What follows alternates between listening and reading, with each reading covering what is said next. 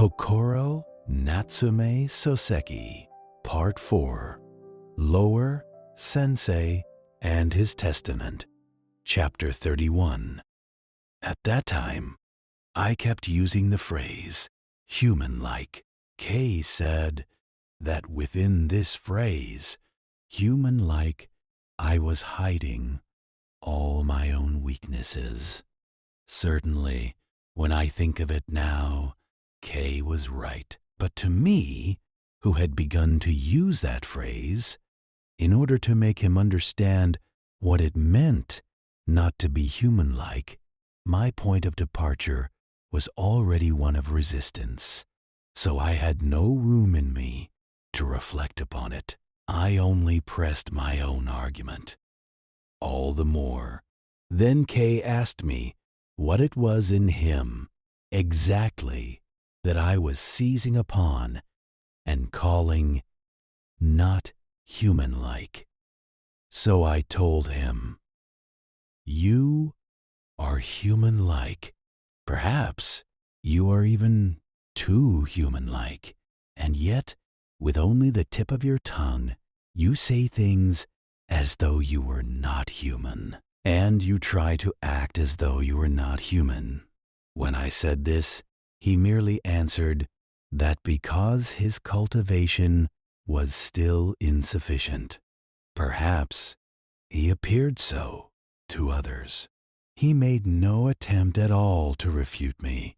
Rather than feeling that my spirit had been taken out of the argument, I instead felt sorry for him. I ended the discussion there at once. His own tone, too, gradually sank. He said, with a kind of desolation, that if only I knew the men of former times as he knew them, I would not make such an attack. The men of former times, of whom Kay spoke, were, of course, neither heroes nor men of bold worldly deeds. He meant those so-called men of harsh discipline and suffering, who tormented the flesh for the sake of the spirit and scourged the body for the sake of the way. Kay stated plainly to me that it was deeply regrettable that I could not understand how much he himself was suffering for that sake. Then Kay and I simply went to sleep, and from the next day on, we returned again to the ordinary attitude of two peddlers on the road, walking on, with groans, streaming with sweat. Yet, all along the way, I kept recalling now and then what had happened that night. A burning sense of regret rose in me, that though the finest opportunity had been given to me, I had pretended not to see it and let it pass by. Instead of using such an abstract phrase as human-like, I thought I ought simply to have confessed to Kay a far more direct and simple matter. The truth is, the very reason I had invented such a phrase at all was because at the foundation of it, there lay my feelings for the young lady. And so, rather than blowing into Kay's ears some theory distilled out of the facts, it would surely have profited me more to expose before his eyes the original thing itself, just as it was. I confess here that the reason I could not do that was because the friendship between us, whose fundamental tone had been shaped by our companionship in scholarship, had acquired a certain natural inertia, and I lacked the courage to break through it decisively. You may call it too much pose, or say that vanity was my undoing. Either would do, but the meaning I give to pose or vanity is a little different from the ordinary one. If only that meaning reaches you, I am satisfied. We returned to Tokyo, burnt black by the sun, and when we returned, my own mood had changed again. The petty theories of what is human-like and what is not human-like had almost entirely vanished from my mind, nor was there left in Kay any sign at all of a man of religion. Perhaps nowhere in his heart at that time did there dwell any such questions as spirit and flesh. The two of us, with faces like men of another race, stood turning our eyes round and round over Tokyo, which seemed so busy. Then we came to Ryogoku and ate gamecock, even in that heat. Kay then said, with the momentum of it, that we ought to walk all the way back to Koishikawa. In physical strength, I was stronger than Kay, so I agreed at once. When we arrived home, Oku-san was astonished at the sight of us. The two of us had not merely grown dark. By walking senselessly so much, we had also become terribly thin. Even so, Oku-san praised us, saying that we looked all the healthier. The young lady, saying that Oku-san's contradiction was amusing, burst out laughing again. Even I, who had so often been irritated before the journey, felt only pleasure that time. Perhaps it was because the circumstances were what they were, and because I had not heard that laughter for so long. Chapter 32. More than that, I noticed that the young lady's manner had changed a little from what it had been before. After returning from our journey, for the first time in a while, until we settled back into our ordinary way, women's hands were needed for everything. That much was natural for Oku-san, who took care of such things, but the young lady, too, seemed always to put me first, and Kay afterward. If she had done it too openly, I might perhaps have been embarrassed by it. In some circumstances, I think it might even have given rise to a feeling of displeasure. But in this respect, the young lady's way of acting was remarkably skillful, and so I was glad. That is to say, the young lady allocated some extra share of her natural kindness toward me in such a way that only I could notice it. And so Kay, showing no disagreeable face, remained perfectly at ease. In my heart, secretly, I sang a triumphal song over him. Before long, summer too had passed, and from about the middle of September, we once again had to attend our classes at school.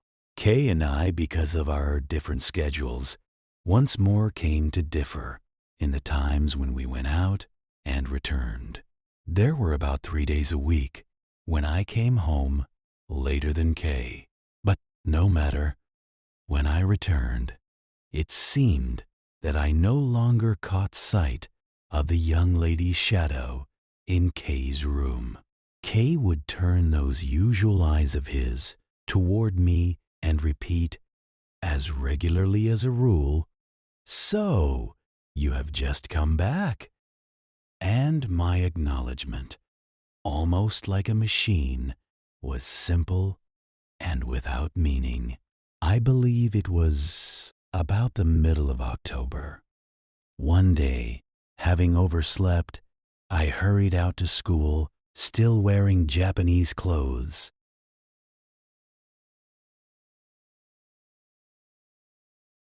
Since I could not spare the time to lace up my Western shoes, I simply slipped on Zori and rushed out. According to the timetable that day, I was supposed to come home earlier than Kay. When I returned, I opened the entrance lattice with that expectation. Then, quite unexpectedly, I heard Kay's voice though I had thought he would not yet be there. At the same time, the young lady's laughter struck my ear. Because that day I was not wearing the troublesome shoes that always took time, I stepped at once up into the entrance and opened the partitioning sliding door. As usual, I saw Kay seated before his desk, but the young lady was no longer there. I caught only a fleeting glimpse of her figure from behind, as she seemed almost to flee out of Kay's room. I asked Kay why he had returned so early. Kay answered that he had felt unwell and had come home to rest. When I entered my own room and sat there as I was, before long the young lady brought me some tea. At that time, for the first time, she greeted me, saying, "You're back." I was not such a free and easy man that I could laugh and say, "Why did you run away a moment ago?" And yet, inside myself, I was the sort of person for whom such a thing lingered in the mind. The young lady soon rose and went away along the veranda to the other side, but she stopped before Kay's room and exchanged 2 or 3 words there between inside and outside. It seemed to be a continuation of what had passed a little earlier, but since I had not heard the first part, I could make nothing of it at all. After that, the young lady's manner gradually became more at ease.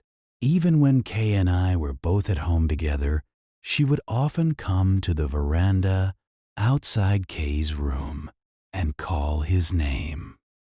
Then she would go in there and stay a while at leisure.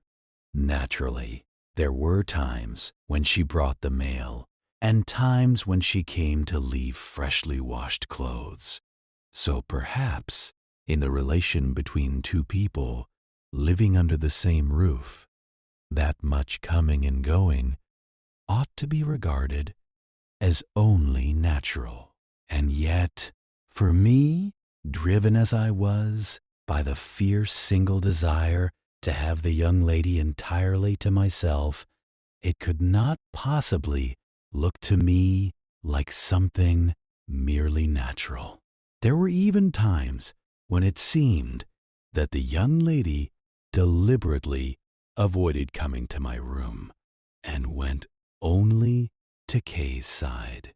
Then why, you will ask, did I not simply have Kay leave the house? But if I did that, the very purpose for which I had forcibly drawn Kay there in the first place would come to nothing, and that I could not do. Chapter 33. It was on a cold, rainy day in November. I came home as usual, my overcoat damp, passing by Konyaku Enma and climbing the narrow slope. Kay's room was empty, but in his brazier a fresh fire had been set, burning with a welcome warmth. I, too, wanting quickly to hold my cold hands over red coals, hurried to open the partition to my own room.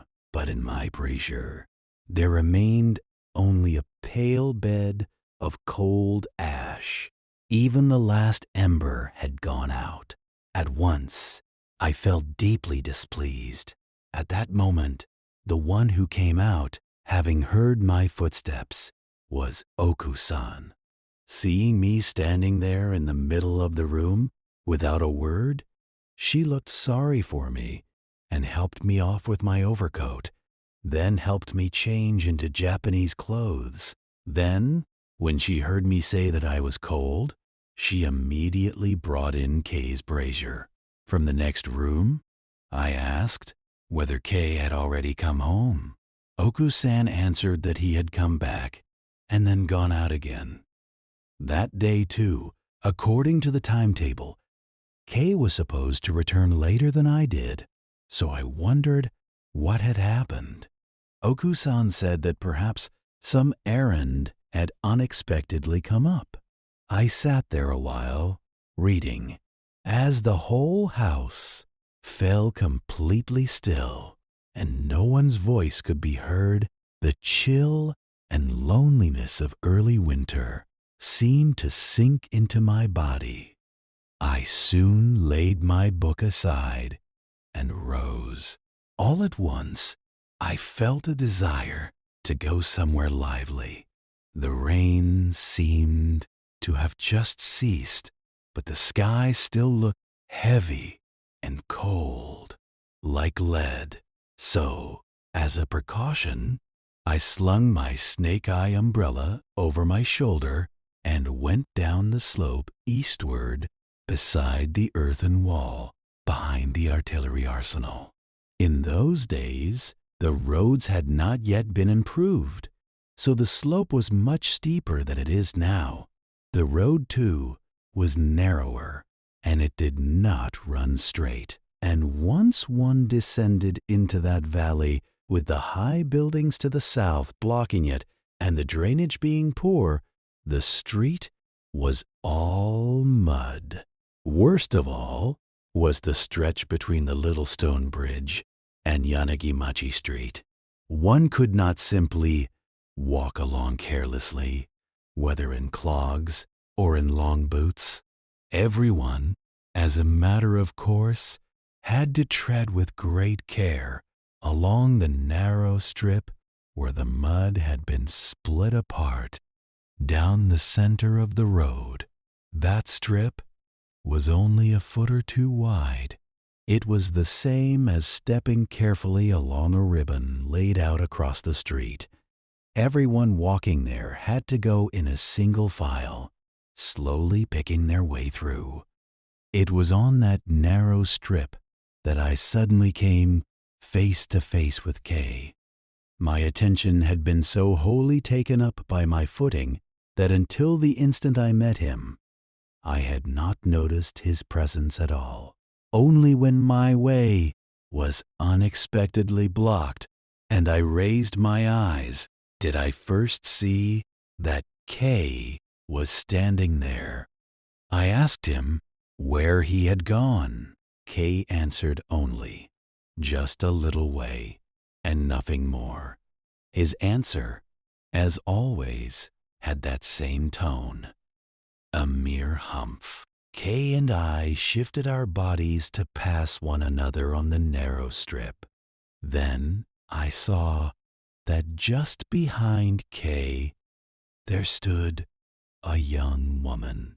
Being short-sighted, I had not until then made it out clearly, but after passing Kay, when I looked at the woman's face and realized that it was the young lady of the house, I was more than a little startled.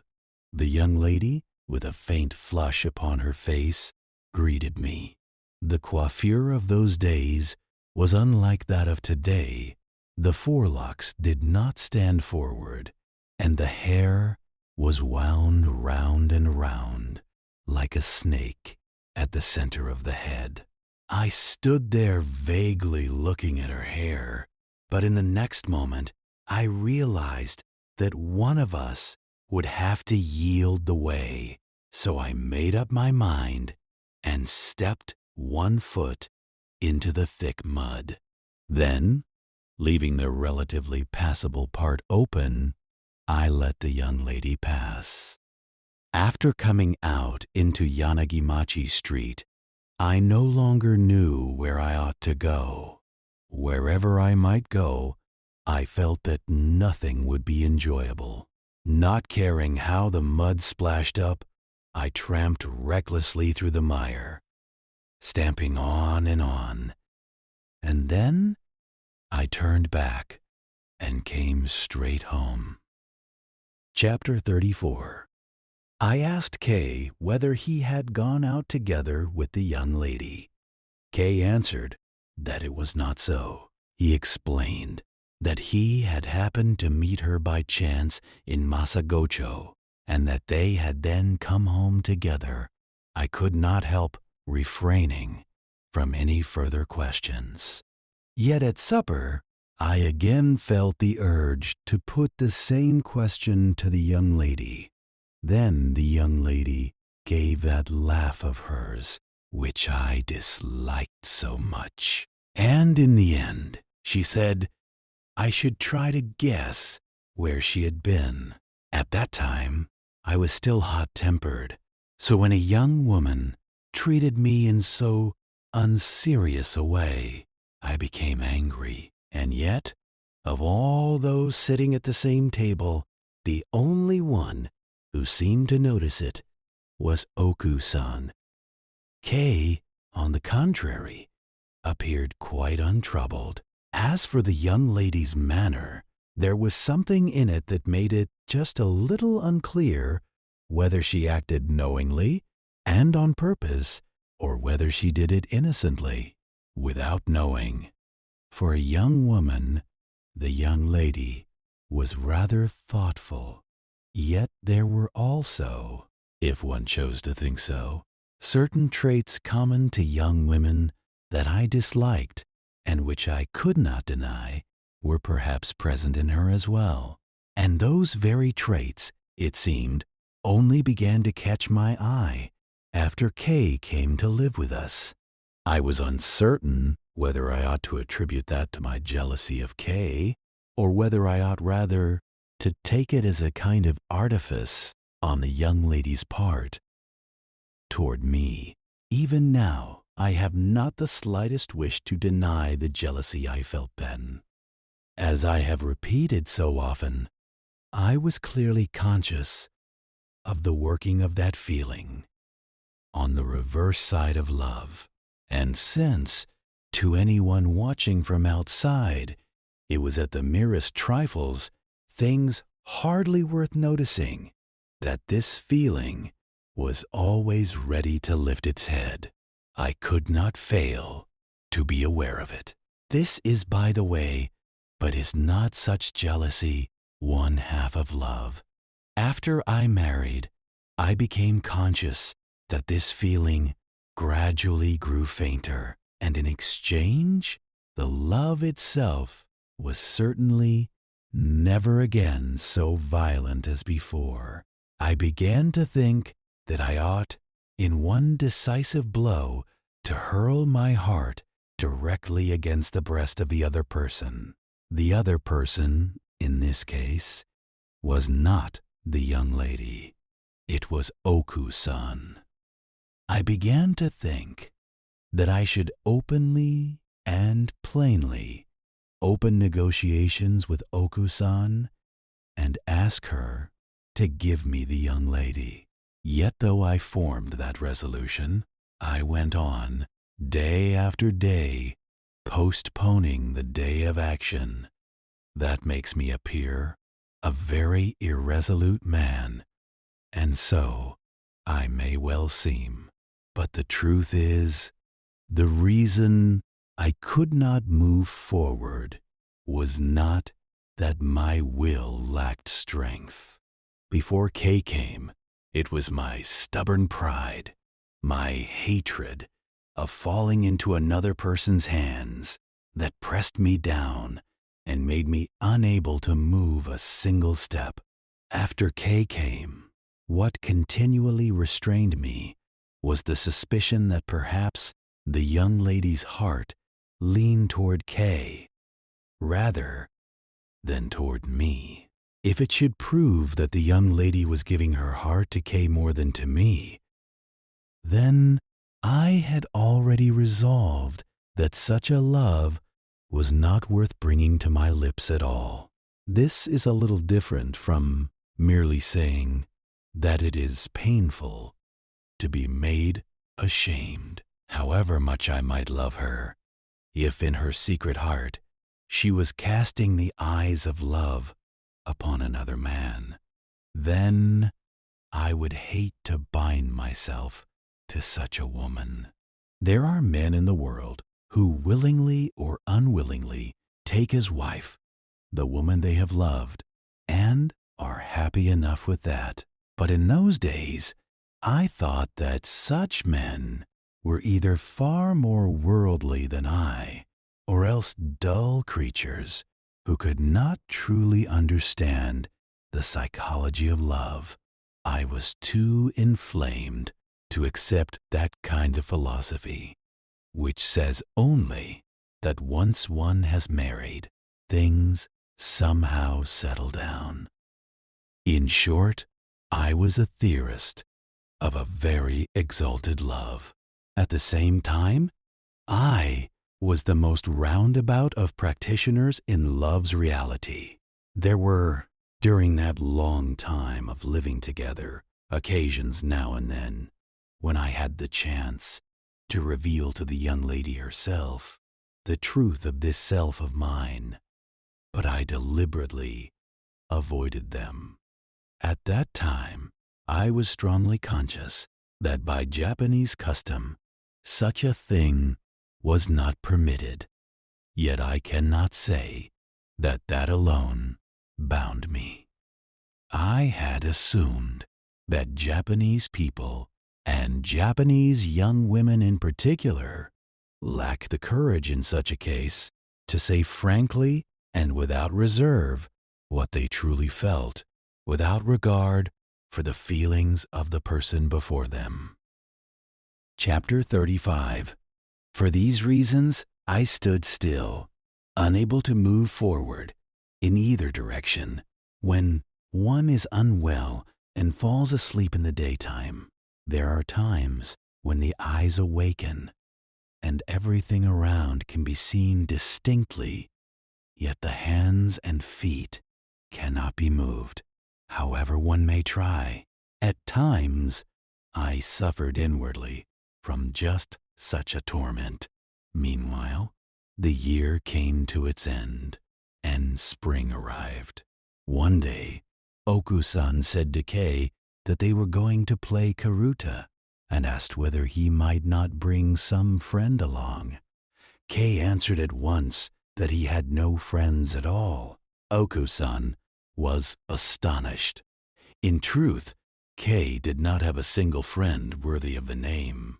There were one or two with whom he exchanged greetings when he met them in the street, but even those were certainly not the sort of people to sit down and play karuta. Then Oku-san said, if that was so, perhaps I might invite someone I knew instead. But I, unfortunately, could not bring myself into the mood for such a cheerful game. And so, with some half-hearted reply, I let the matter drop. Yet when evening came, Kei and I were at last dragged out by the young lady herself. Since there were no guests, and the game of karuta was to be played only among the small circle, within the house it was a very quiet affair. And besides, Kei, who was unused to such amusements, was as good as a man sitting there with his hands tucked into his sleeves. I asked Kei whether he knew at all the poems of the Yakunin Isshu. Kei answered that he did not know them well. Hearing my words, the young lady must have taken them to mean that I was despising Kei. From that moment, she began openly to take Kei's side. In the end, the two of them almost formed a pair against me. Had it been another sort of opponent, I might even have started a quarrel. Fortunately, Kei's attitude did not change in the least from what it had been at first, since I could detect in him not the slightest sign of self-satisfaction. I was able to bring the occasion to a harmless close. It must have been 2 or 3 days after that Oku-san and the young lady left the house in the morning, saying they were going to visit relatives in Ichigaya. Since the school term had not yet begun, both Kei and I remained behind, almost like keepers of an empty house. I felt no desire either to read or to go out for a walk, so I merely sat, resting my elbows on the rim of the brazier, supporting my chin, and thinking vaguely. Kay, who was in the next room, made no sound at all. Both of us were so still that one could hardly tell whether we were there or not. To be sure, for the two of us, such a thing was by no means strange, and so I paid no particular attention to it. Toward 10 o'clock, Kay suddenly opened the partitioning shoji and looked in at me. Standing there upon the threshold, he asked me what I was thinking about. Of course, I was thinking about nothing at all. If I was thinking about anything, then, as usual, it may have been the young lady. And naturally, attached to the young lady, there was also Oku-san. But lately, Kay himself, as though he had become a person inseparable from them, had been going round and round inside my head, complicating the whole matter.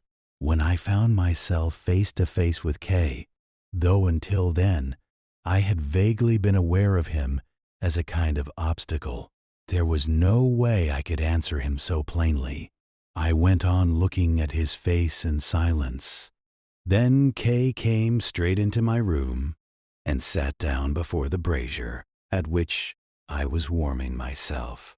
At once, I took both elbows off the rim of the brazier and, with a certain feeling, pushed it a little toward his side. Then Kay began a kind of conversation, quite unlike him. He asked where Oku-san and the young lady had gone in Ichigaya. I answered that they had most likely gone to the aunt's place. Kay asked again who that aunt was. I told him again that she, too, was a soldier's wife.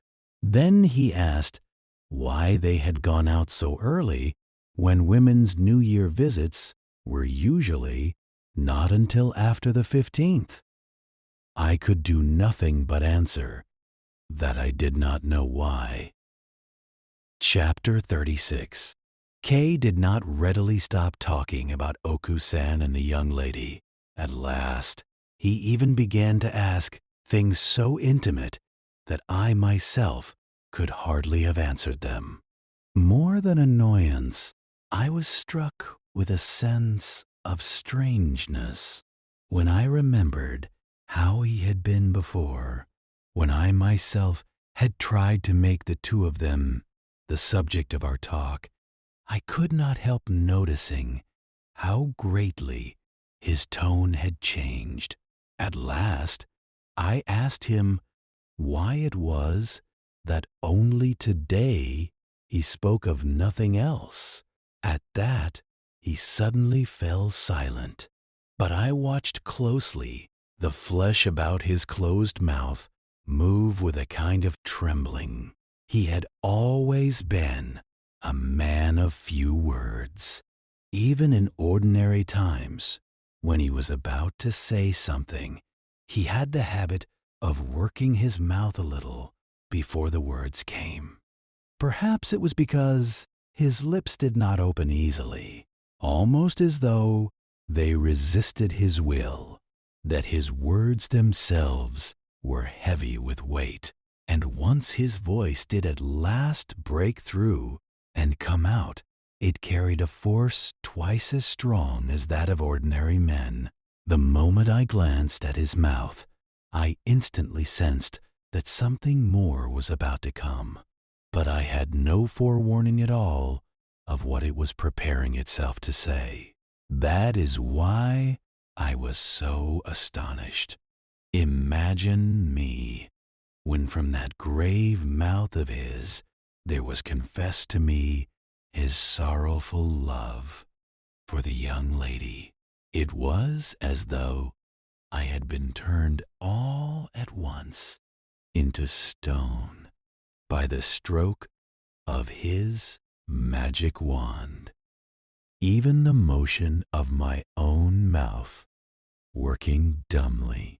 At that moment, I was, one might say, a mass of terror or else a mass of pain.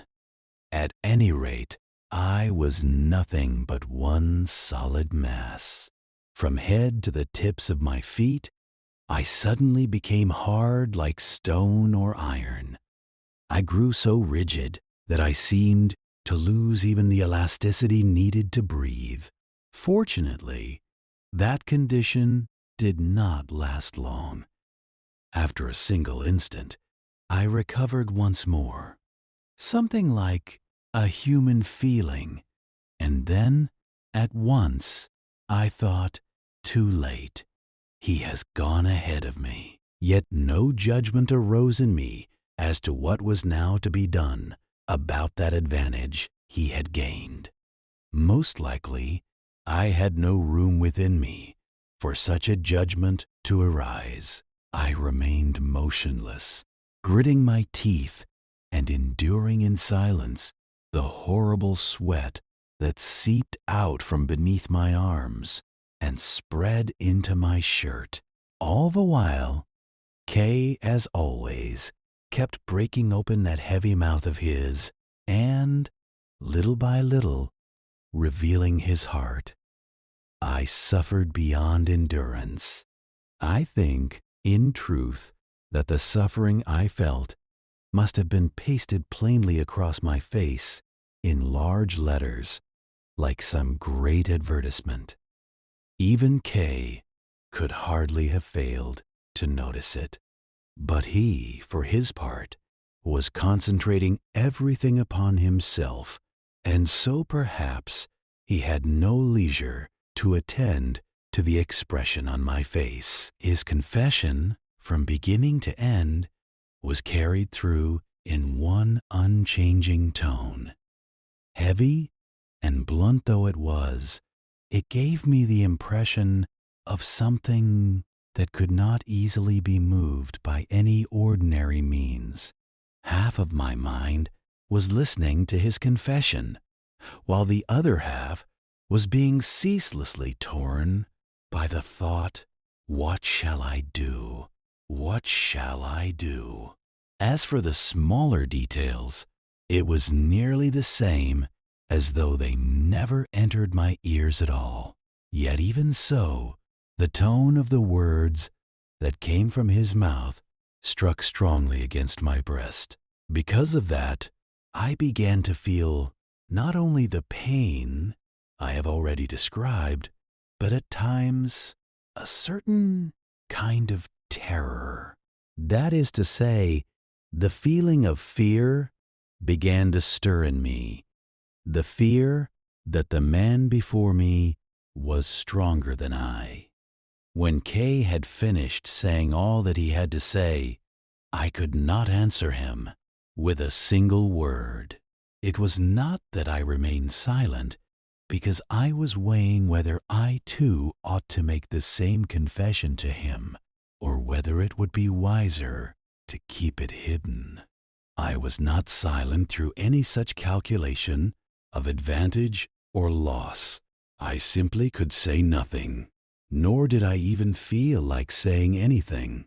At the midday meal, Kay and I sat facing one another, served by the maid. I got through a meal that tasted worse than any I had known. Even as we ate, the two of us hardly spoke a word. There was no knowing when Oku-san and the young lady would return. Chapter 37. The two of us withdrew, each to his own room, and did not see one another. Kay was as quiet as he had been in the morning. I too sat there lost in thought. Naturally, I felt that I ought to confess my own heart to Kay, and yet, at the same time, it began to seem to me that the moment for doing so had already passed. Why had I not cut across Kay's words a while before and struck back from my side? That now appeared to me a terrible failure, a fatal omission. I thought that if only following after Kay, I had spoken then and there exactly what was in my own heart, it would still have been all right. But now that Kay's confession had come to a close, for me to begin, the very same subject from my side seemed unnatural, however I considered it. I did not know how to overcome that unnaturalness. My head reeled, rocked violently by remorse. I wished that Kay would once more slide open the partitioning shoji and come charging at me from the other side. As far as I was concerned, what had happened earlier had been no different from a surprise attack. I had had no preparation whatever with which to answer Kay. I had a hidden wish to recover now what I had lost in the morning. So from time to time, I lifted my eyes and looked at the sliding door. But no matter how long I waited, that door did not open, and Kay remained silent, as though forever. Before long, my head gradually began to be thrown into confusion by this very silence. When I thought what Kay might now be thinking on the other side of that shoji, I could bear it no longer. Ordinarily, too, there had often been times when we would both remain silent, with only a single partition between us. But in such cases, the quieter Kay was, the more naturally I would forget his presence altogether. So I must conclude that at that time my whole condition had become badly disordered. And yet, even so, I could not myself go forward and open the shoji. Once I had missed the moment to speak, there was no help for it but to wait for the time when he might again make the first move. At last, I could no longer remain sitting still. If I forced myself to stay still, I felt I might suddenly burst into Kay's room. So with no help for it, I got up and went out onto the veranda. From there, I came into the tea room and, with no purpose at all, poured the hot water from the iron kettle into a teacup and drank a cup. Then I went out to the entrance hall. In this way, deliberately avoiding any passage near Kay's room, I found myself out in the middle of the street. Of course, I had nowhere in particular to go. I simply could not remain still. And so, without caring about direction or anything else, I wandered senselessly through the New Year streets. No matter how much I walked, my head was full of Kay, nor was I walking about with the intention of shaking Kay off. Rather, I was wandering, while deliberately chewing over the image of him. To me, above all, he seemed an incomprehensible man. Why had he suddenly confessed such a thing to me? And why had his love grown so intense that he could not help confessing it? And where had the Kay of ordinary days been blown away? All of it was difficult for me to understand. I knew how strong he was. I knew also how earnest he was.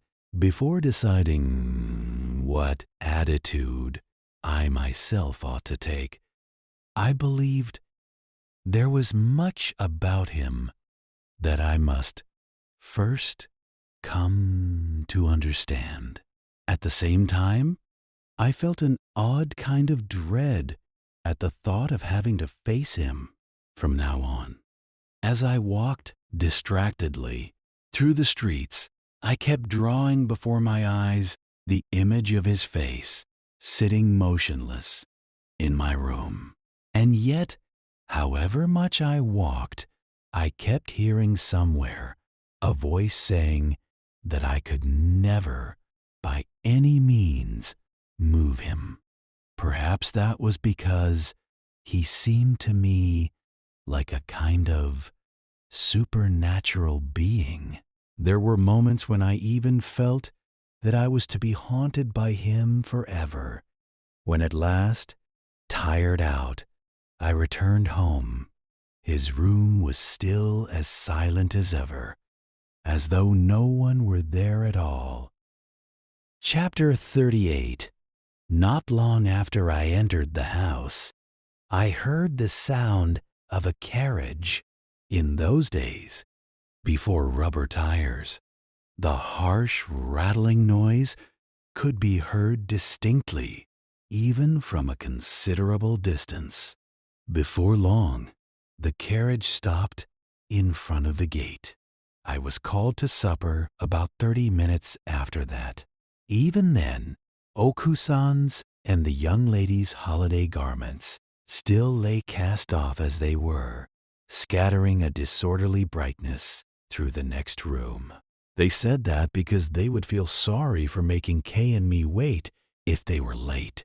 They had hurried home so as to be in time for preparing the meal. But Oku-san's kindness for Kay and me was almost the same as if it had no effect at all. As I sat at the table, I spoke only curt, sparse words, like a man unwilling to spend speech. Kay was even more silent than I. The two women, having gone out together, were in brighter spirits than usual, so our own manner stood out all the more sharply. Oku-san asked me whether something was wrong. I answered that I felt a little unwell, and in truth, I did feel unwell. Then the young lady put the same question to Kay. Kay did not answer, as I had, that he felt unwell. He said only that he did not wish to speak. The young lady pressed him, asking why he did not wish to speak. At that moment, I suddenly raised my heavy eyelids and looked at Kay's face. I was curious what he would answer. Kay's lips, as always, were trembling slightly. To anyone who did not know him, it would have looked as though he simply could not decide how to answer. Smiling, the young lady said that he was probably again thinking of something difficult. Kay's face grew faintly red. That night, I went to bed earlier than usual. Remembering that, at supper, I had said I felt unwell. Oku-san brought me some soba-yu around 10 o'clock, but my room was already completely dark. Oh dear, Oku-san said, and opened the partitioning shoji a little. The lamplight from Kay's desk slanted dimly into my room. It seemed that Kay was still awake. Oku-san sat down by my pillow and said that I had probably caught a chill, so I should warm myself, pressing the teacup up close to my face. I had no choice but to drink before Oku-san's watching eyes the thick, cloudy soba-yu. For a long time afterward, I lay in the dark, thinking. Of course, I did nothing but turn one single problem round and round in my mind. It had no other effect. Suddenly, it occurred to me to wonder what Kay was doing now in the next room. Half unconsciously, I called out, "Oi!" And from the other side came the answer. "Oi!" Kay, too, was still awake. I asked through the shoji whether he was not yet asleep. "Going to sleep now," came his brief reply. "What are you doing?" I asked again. This time, there was no answer from Kay. Instead, after what seemed 5 or 6 minutes, I heard distinctly the sound of the closet door sliding open, and then the sounds of bedding being spread out. "What time is it now?" I asked once more. Kay answered, 1:20. Soon after, I heard the sound of the lamp being blown out, and the whole house sank into utter darkness and deep stillness. But in that darkness, my eyes only seemed to grow more and more wakeful. Again, in a half-unconscious state, I called out to Kay, "Oi," and Kay answered, in the same tone as before, "Oi."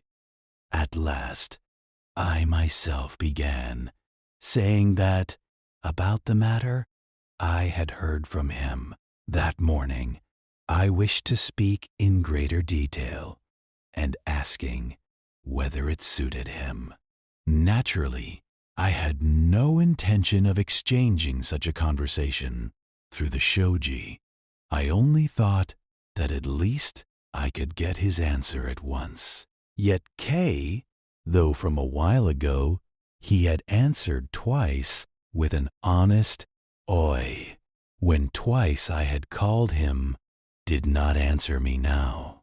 In a low voice, he only muttered, "Well now," and once again I was made to feel a sudden shock. Chapter 39. Kay's half-hearted answer showed itself clearly in his manner the next day and the day after that as well. He never gave the slightest sign of wishing, of his own accord, to touch again upon that former subject. To be sure, there was no opportunity, unless Oku-san and the young lady should both be out of the house for an entire day. The two of us could never sit down quietly and speak of such things. I understood that well. And yet, understanding it, I began to grow strangely restless. As a result, I, who at first had inwardly prepared myself to wait for him, to begin from his side, came instead to resolve that if an opportunity arose, I would open the matter myself. At the same time, I silently observed the manner of the people in the house, but neither in Oku-san's attitude nor in the young lady's behavior was there any change from their ordinary way. If, before Kay's confession and after it, there arose no difference at all in the way they behaved, then it was certain that his confession had been a confession addressed only to me, and had not yet reached the person chiefly concerned, nor Oku-san, who stood as her guardian. When I thought that, I felt a little relieved, so I decided that rather than forcing an opportunity and awkwardly bringing up the matter myself, it would be better to make sure not to miss whatever chance nature might provide, and, for the present, to leave that question untouched. Put in these words. It sounds very simple, but in the actual movement of my heart, there were many rises and falls, like the ebb and flow of the tide. Watching Kay remain unmoved, I attached to it all sorts of meanings, observing the words and actions of Oku-san and the young lady. I even asked myself whether their hearts were truly as they appeared there, and I wondered whether the complicated machinery set within the human breast could possibly, like the hands of a clock, point clearly and truthfully to the numbers on the dial. In short, you may take it that after interpreting the same thing first one way and then another, I finally came to rest here. To put it in still more difficult terms, Perhaps a word, such as rest, had no proper right to be used in such a case at all. Before long, school began again. On days when our hours matched, we left the house together, and, if circumstances allowed, we returned together as well. To an outside eye, Kay and I appeared as close as ever, with nothing changed from before. Yet inwardly, each of us must surely have been thinking, in his own way, of his own concerns. One day, out in the street, I suddenly pressed Kay closely. The first thing I asked was whether that confession of his was one made only to me, or whether it had also been conveyed to Oku-san and to the young lady.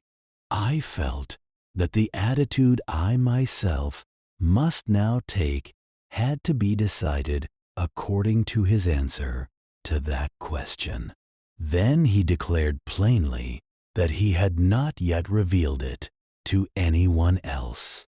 Since matters stood just as I had suspected, I rejoiced inwardly. I knew well that Kay was bolder than I. I was conscious that I could not match his courage, yet at the same time, for some strange reason, I trusted him. Though he had deceived his adoptive family for 3 full years over the matter of his school funds, his credit in my eyes had not been damaged in the least. Rather, it was almost because of that I came to trust him all the more. So, no matter how suspicious by nature I was, there could arise in me no wish to deny in my heart his plain answer. Then I asked him how he intended to deal with his love. Was it nothing more than a confession? Or, after that confession, did he intend also to bring about some practical result? But when it came to that point, he gave me no answer at all. He only walked on, silent, looking down. I begged him not to keep anything from me, but to tell me everything exactly as he thought it. He declared plainly that he had no need to hide anything from me, and yet, on the very point I most wished to know, he did not give me a single word of reply. Since we were out in the street, I could not very well stop there and force the matter further, and so I let it remain just as it was. Chapter 40. One day, for the first time in a long while, I went into the school library. At one corner of a broad table, with the light from the window falling over half my body, I was turning over, here and there, the pages of newly arrived foreign journals. One of the professors in charge of my course had ordered me to investigate a certain matter by the following week, but because the thing I needed would not easily appear, I had to exchange the journals 2 or 3 times. At last, I finally found the paper I needed and began to read it with complete attention. Then suddenly, from the far side of the wide table, someone called my name. In a small voice, I lifted my eyes and saw Kay standing there. Kay bent the upper half of his body over the table, bringing his face close to mine. As you know, in a library, one cannot speak in a loud voice. That disturbs others. So what Kay did was no more than the ordinary thing anyone would do. Yet on that occasion alone, I felt a strange sensation. In a low voice, Kay asked whether I was studying. I answered that I had a little research to do. Even then, Kay did not draw his face away from me. In the same low tone, he asked whether I would go for a walk with him. I answered that if he waited a little, I would. He said that he would wait, and at once sat down in the empty seat before me. Then my concentration broke, and suddenly I could no longer read the journal. I could not help feeling that there was something on Kay's mind, and that he had come to force some discussion upon me. At last, with no help for it, I laid down the journal, half read, and rose. Kay, perfectly composed, asked whether I was already done. I answered that it did not matter, and after returning the journal, I left the library with Kay. We had nowhere special to go, so we came out from Ryukacho to Aikinohata and entered Ueno Park. Then, concerning that very matter, he suddenly opened it from his side. Thinking over all that had happened before and after, it seems clear that Kay had deliberately drawn me out for that purpose. And yet, his attitude had still not advanced in the least toward any practical step. He asked me only, in a vague way, what I thought. By what I thought, he meant this with what eyes I looked upon him now that he had fallen into such an abyss of love. In a word, he seemed to want my judgment upon the man he now was.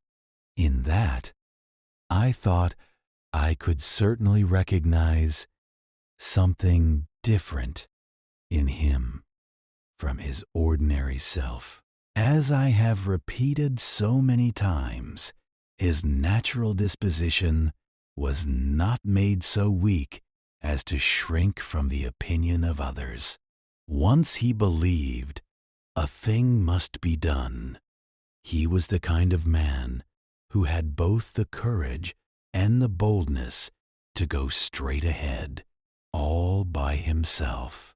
It was only natural that I, who had had that quality burned into the back of my mind by the affair with his adoptive family, should clearly feel that now something was different.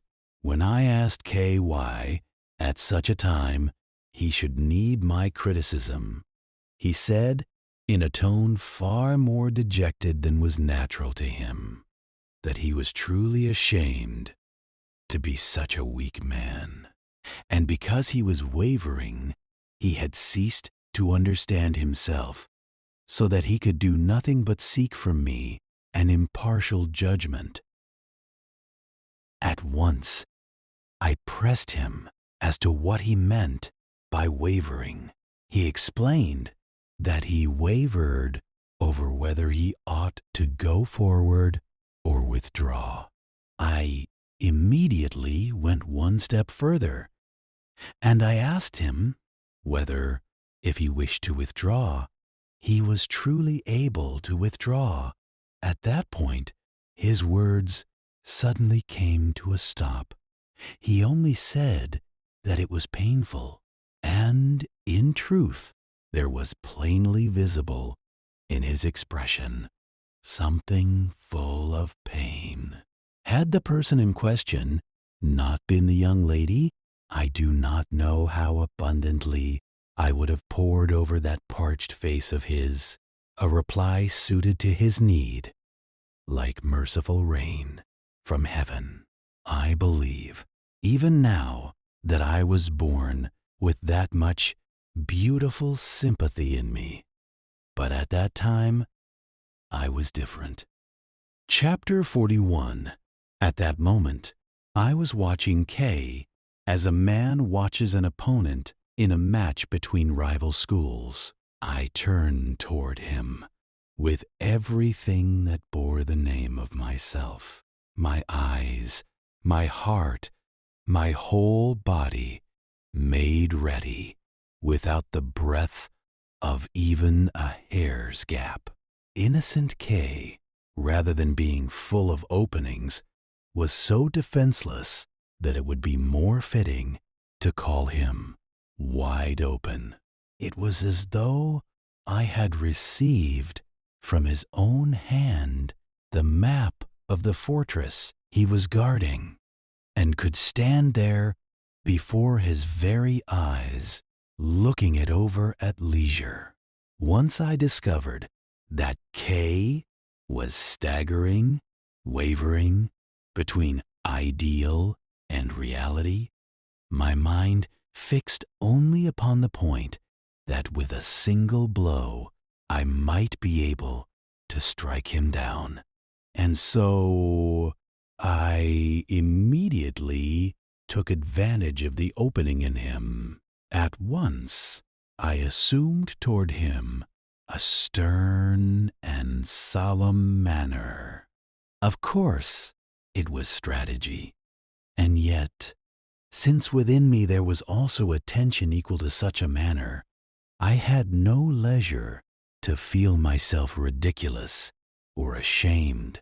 First, I said flatly, one who has no aspiration toward spiritual improvement is a fool. These were the very words Kay had once used to me when we traveled together through Bashu. I threw them back to him now, exactly as he had used them, in almost the same tone. But it was not revenge. I confess that it held within it a cruelty more terrible than revenge. With that single phrase, I meant to block the path of love that lay before Kay. Kay had been born in a Shinshu temple, and yet, as I have already said, from his middle school days, his inclination had never been close to the teachings of the sect into which he was born. I know well that I have little right to speak so, since I do not properly understand the doctrinal differences involved. But I recognized it only in one matter, in the relation between man and woman.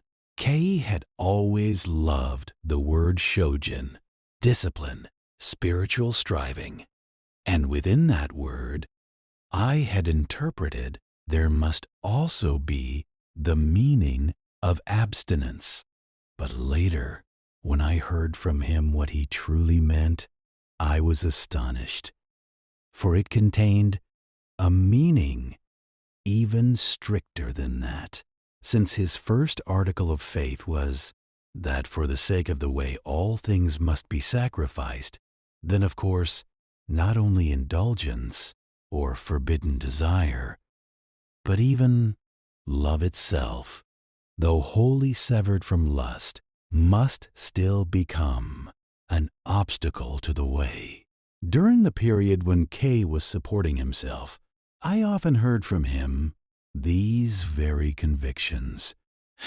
And because, even then, I was already thinking of the young lady, I was necessarily forced to oppose him. Whenever I opposed him, he would always make a face that looked pitying.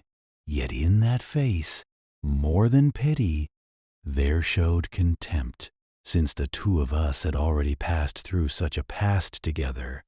The phrase, one who has no aspiration towards spiritual improvement is a fool, could not but have struck Kay painfully. Yet, as I have said before, I did not speak those words because I meant to scatter the past he had built up with such effort.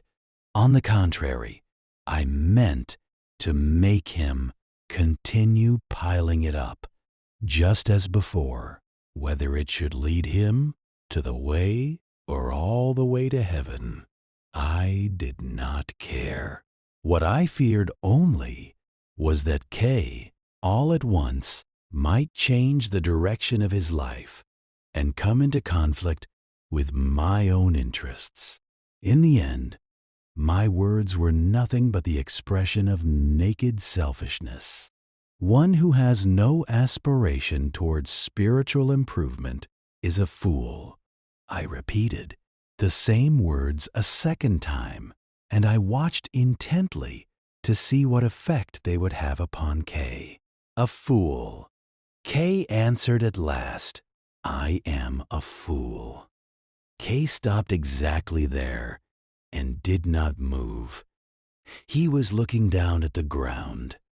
At that moment, I involuntarily felt a shock of fear. To me, for that instant, Kay seemed like a housebreaker who has suddenly turned desperate. And yet, even so, I noticed how utterly lacking his voice was in strength. I wanted, if possible, to read something in the direction of his eyes, but he never once looked at my face. Then, little by little, he began to walk again. Chapter 42. As I walked on beside Kay, I waited inwardly for the next words that would come from his mouth. Perhaps it would be more fitting to call it an ambush. At that time, I was in such a state that I thought I would not mind even if I struck Kay down by treachery. Yet I had, to some degree, the conscience that comes with education. So if someone had come close beside me and whispered, only one word, you are a coward, then perhaps in that instant I might have started and come back to myself. If Kay himself had been that person, I think I should probably have flushed red before him. But Kay was too honest to rebuke me, too simple, too wholly good in character. And I, blinded as I was, forgot to pay honor to that goodness. Instead, I took advantage of it. I tried to use it to strike him down. After a little while, Kay called my name and looked toward me. This time, I myself naturally stopped walking. Then Kay stopped as well. At that moment, for the first time, I was able to look straight into Kay's eyes. Kay was taller than I, so I had to look up at his face. And in that posture, I turned a wolf's heart toward an innocent sheep. Let us stop this talk now, he said. There was in his eyes and in his words something strangely full of pain. I could not answer him at once. Then Kay said again, this time almost pleading, please stop.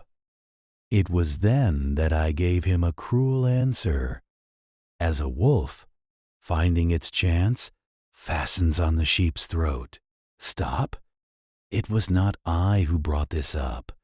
It was you who raised it in the first place. If you want to stop, you may stop, but there is no use in stopping it, only with the lips, unless you have the resolve to stop it within your own heart. What, after all, do you intend to do about the convictions you have always professed? When I said this, that tall man seemed somehow to shrink before me and grow small. He was, as I have often said, a very stubborn man. Yet, at the same time, being more honest than most men, he was of a nature that could never remain calm when his own contradictions were severely exposed. Seeing his condition, I finally felt relieved. Then suddenly he asked, resolve? And before I had even answered anything at all, he added, resolve Yes, resolve. It may not be impossible. His tone was like a man speaking to himself. It was like words spoken in a dream. After that, the two of us brought the matter to an end and turned our steps toward our lodging in Koishikawa. Though it was a fairly mild day with little wind, still, because it was winter, the park was desolate. Most of all, when I turned back and saw the cedar grove, its brown, frost-bitten color drained of green, its treetops standing side by side against the dim black sky. I felt as though the cold itself had bitten into my back.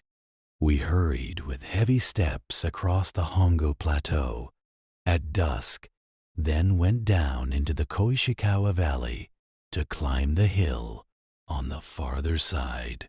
It was only about then that under my overcoat I began at last to feel some warmth return to my body. Perhaps because we were hurrying, we hardly spoke at all on the way home.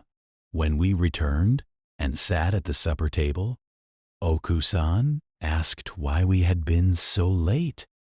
I answered that Kei had taken me to Eno. In this cold? Oku-san said, looking surprised.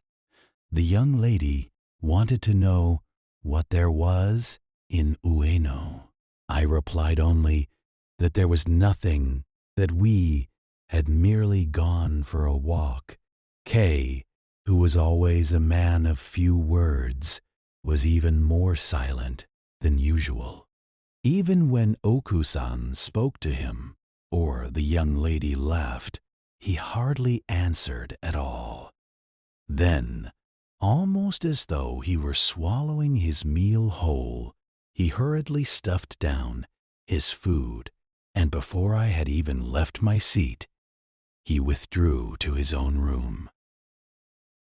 Chapter 43. In those days, the words awakening and new life did not yet exist. Yet the reason Kei did not simply cast off his former self and run with single purpose toward a new direction was not because he lacked what modern people think.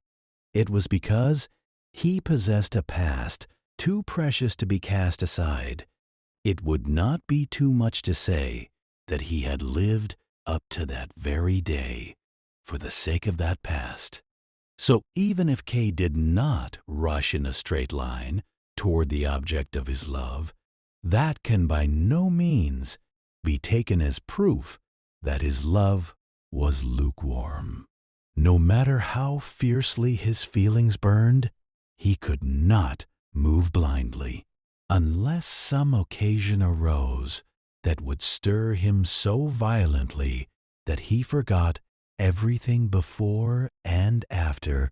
Kei was bound, at least for a moment, to stop and look back upon his own past. And when he did that, he was forced to continue walking along the road his past indicated. On top of that, he possessed a stubbornness and an endurance that modern people do not have. I believed that in both these respects I had seen through his heart very well. The night we returned from Ueno was, for me, a comparatively peaceful one.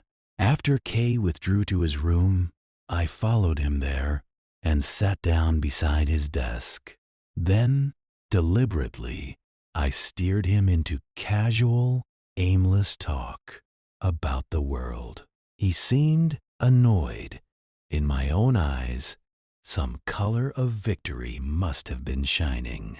And in my voice, there was certainly the sound of triumph. After the two of us had sat for a while, warming our hands over a single brazier, I returned to my own room. Though in all outward matters I could never equal him, at that moment alone I felt toward him that he was no longer anything to be feared. Before long, I fell into a quiet sleep. But suddenly, I woke at the sound of my name being called. When I looked, the partitioning shoji stood open, about 2 feet, and there, in the opening, was Kei's dark figure. And in his room, the lamp was still burning just as it had been earlier in the evening. My whole world having changed at once, I could not speak for a little while. I only stared blankly at that scene.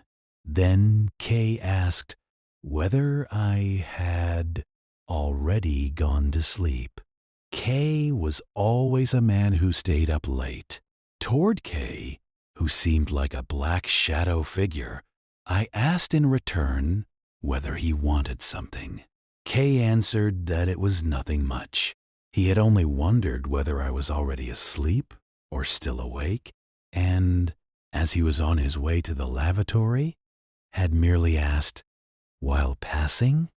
Since Kei had the lamplight at his back, I could not see his complexion or the look in his eyes at all, yet his voice, if anything, was calmer than usual.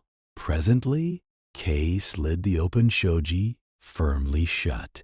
My room at once returned to its former darkness. I closed my eyes again, hoping to see once more a dream quieter than that darkness. After that, I knew nothing. Yet when morning came, and I thought back on the events of the previous evening, everything seemed strange. I even wondered whether perhaps it had all been a dream. So, while we were eating, I asked Kei about it. Kei said that he had indeed opened the shoji and called my name. When I asked why he had done such a thing, he did not give me any clear answer. Only later, when the tone had slackened, he instead asked me whether lately I had been able to sleep soundly. I found that somehow strange. That day, our timetable happened to begin with a lecture at the same hour, so before long, the two of us left the house together, because the matter of the previous evening had been troubling me since morning. I pressed Kei again about it on the way, but Kei still gave me no answer that could satisfy me. I asked him once more whether he had not intended to say something to me about that affair. Kei declared firmly that this was not so. It sounded almost as though he were reminding me that yesterday in Ueno he had said, "Let us stop that talk now." In such matters, Kei was a man of sharp self-respect.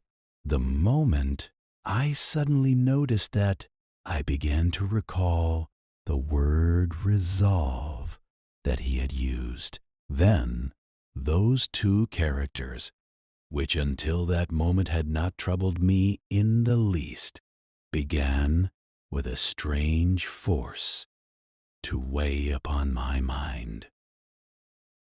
Chapter 44. I knew Kei's decisive character very well, and I believed I fully understood why, in this matter alone, he had become irresolute.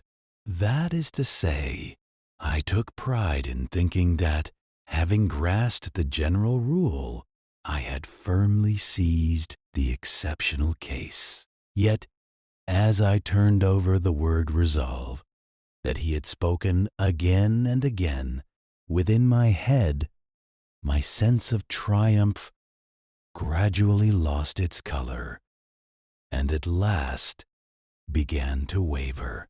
It occurred to me that perhaps even in this case, it might not be an exception for him at all.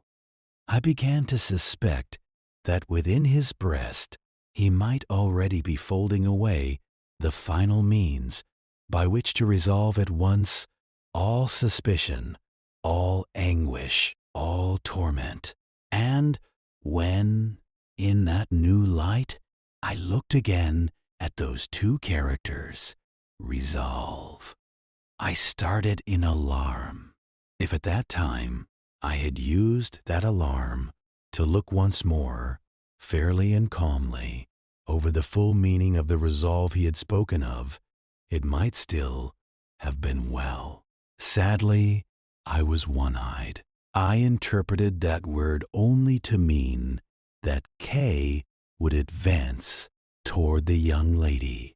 I blindly convinced myself that the resolve of a man so rich in decisiveness must be the resolve to exert that character in the realm of love. Then, within the ears of my heart, I heard a voice telling me that I too needed a final decision.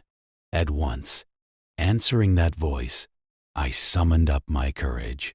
I determined that I must act before Kay did, and while Kay still knew nothing of it. Silently, I waited for my chance, but though 2 days passed, and then 3, I could not seize it. I had planned to open negotiations with Oku-san when Kay was absent, and when the young lady, too, was out of the house. But the days kept going by in such a way that if one of them was gone, the other stood in the way, and somehow the favorable moment when I could think now never came. I grew more and more irritated. After a week, I could bear it no longer, and feigned illness, urged to get up by Oku-san, by the young lady, and even by Kay himself. I gave only a vague answer and stayed under the quilt until about 10 o'clock. I waited until Kay and the young lady had both gone out, and until the inside of the house had fallen quiet. Only then did I leave my bedding. The moment Oku-san saw my face, she asked at once what was wrong with me. She even advised me that she would bring food to my pillow and that I ought to remain in bed longer. Since there was nothing the matter with my body, I had no heart to lie there any longer. I washed my face and, as usual, ate my meal in the tea room. At that time, Oku-san served me from the far side of the long brazier, holding in my hands a bowl that was neither properly breakfast nor properly lunch. I was troubled only over one thing: in what manner I ought to begin the matter I wish to speak of. So, outwardly, I think I must indeed have looked like a sick man who felt unwell. When I had finished eating, I began to smoke. Because I did not rise, Oku-san too could not very well leave the side of the brazier. After calling the maid to clear away the trays, she poured water into the iron kettle, wiped the edge of the brazier, and in various ways adjusted herself to my pace. I asked Oku-san whether she had any special business. She answered no, but this time asked me in return, "Why do you ask?" I said that in truth there was something I wished to talk about. "What is it?" Oku-san said, looking at my face. Her tone was so light, as though she were quite unable to enter into the mood I was in, that I hesitated a little over the next words I had to say. With no help for it, I wandered aimlessly for a while among my words, and at last asked Oku-san whether Kei had lately said anything to her. Oku-san looked as though the thought had never occurred to her, and asked in return, "What do you mean?" Then, before I could answer, she herself asked, "Has he said something to you?" Chapter 45. I had no intention of telling Oku-san the confession Kei had made to me, so after saying no, I at once felt uncomfortable with my own lie. There was no help for it, so I corrected myself, saying that since Kei had not especially asked anything of me, this was not a matter concerning Kei at all. "I see," said Oku-san, and waited for what was to follow. There was no longer any way for me not to begin. And suddenly I said, "Oku-san, please give me your daughter." Oku-san did not show as much surprise as I had expected. Even so, she seemed unable to answer for a little while, and simply sat there, looking at my face. Once I had spoken, I could no longer trouble myself, however much she looked at me. "Please give her to me. Please, by all means. I ask you, by all means, to give her to me as my wife." Being older than I, Okoku-san was far more composed. "I may give her to you, but isn't this rather sudden?" she asked. When I answered at once, "I want to have her at once," she burst out laughing. Then she pressed me, asking, "Have you thought it over well?"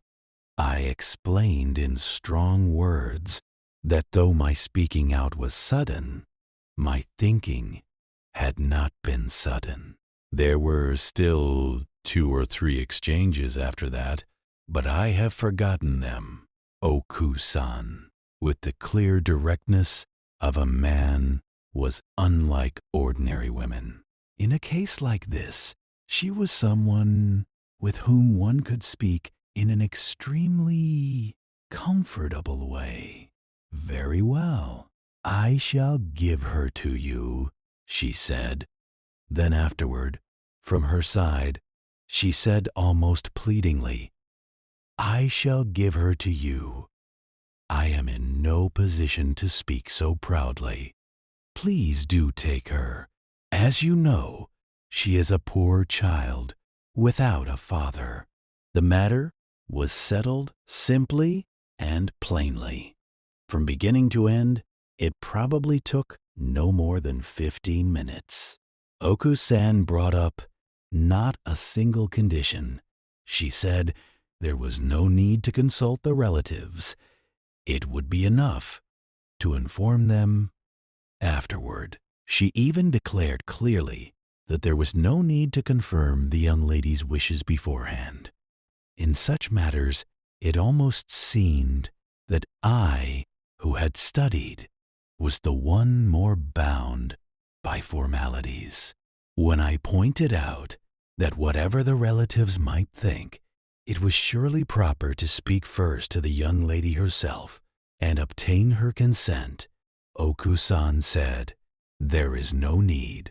I would never give that child where she herself did not agree."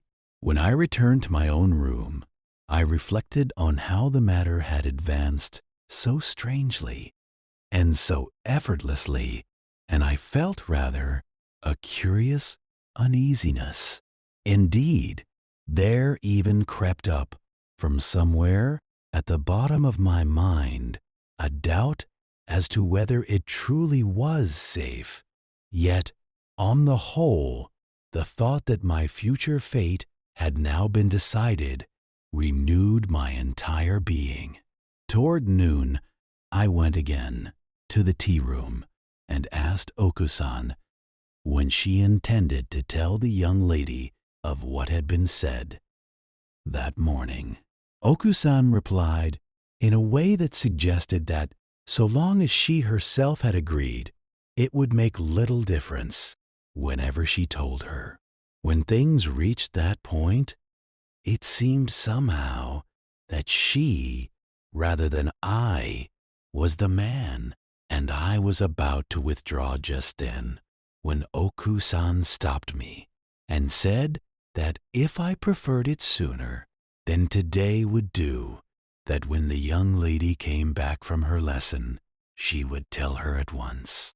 I answered that that would suit me best and returned again to my room. Yet when I imagined myself sitting silently before my desk, hearing from afar the two of them whispering together, I felt somehow that I could not remain calm. At last, I put on my hat and went outside. And then, again, down at the foot of the slope, I happened to meet the young lady. Knowing nothing, she seemed surprised at the sight of me. When I took off my hat and asked, "Are you just back?" she, in turn, asked wonderingly whether my illness had already passed. Yes, it has gone.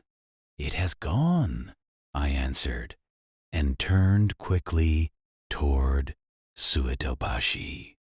Chapter 46.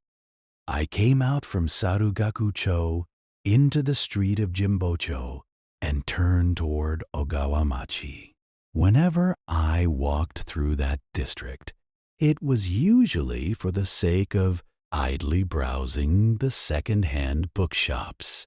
But on that day, I could not for the life of me bring myself to look at those worn, well-thumbed books.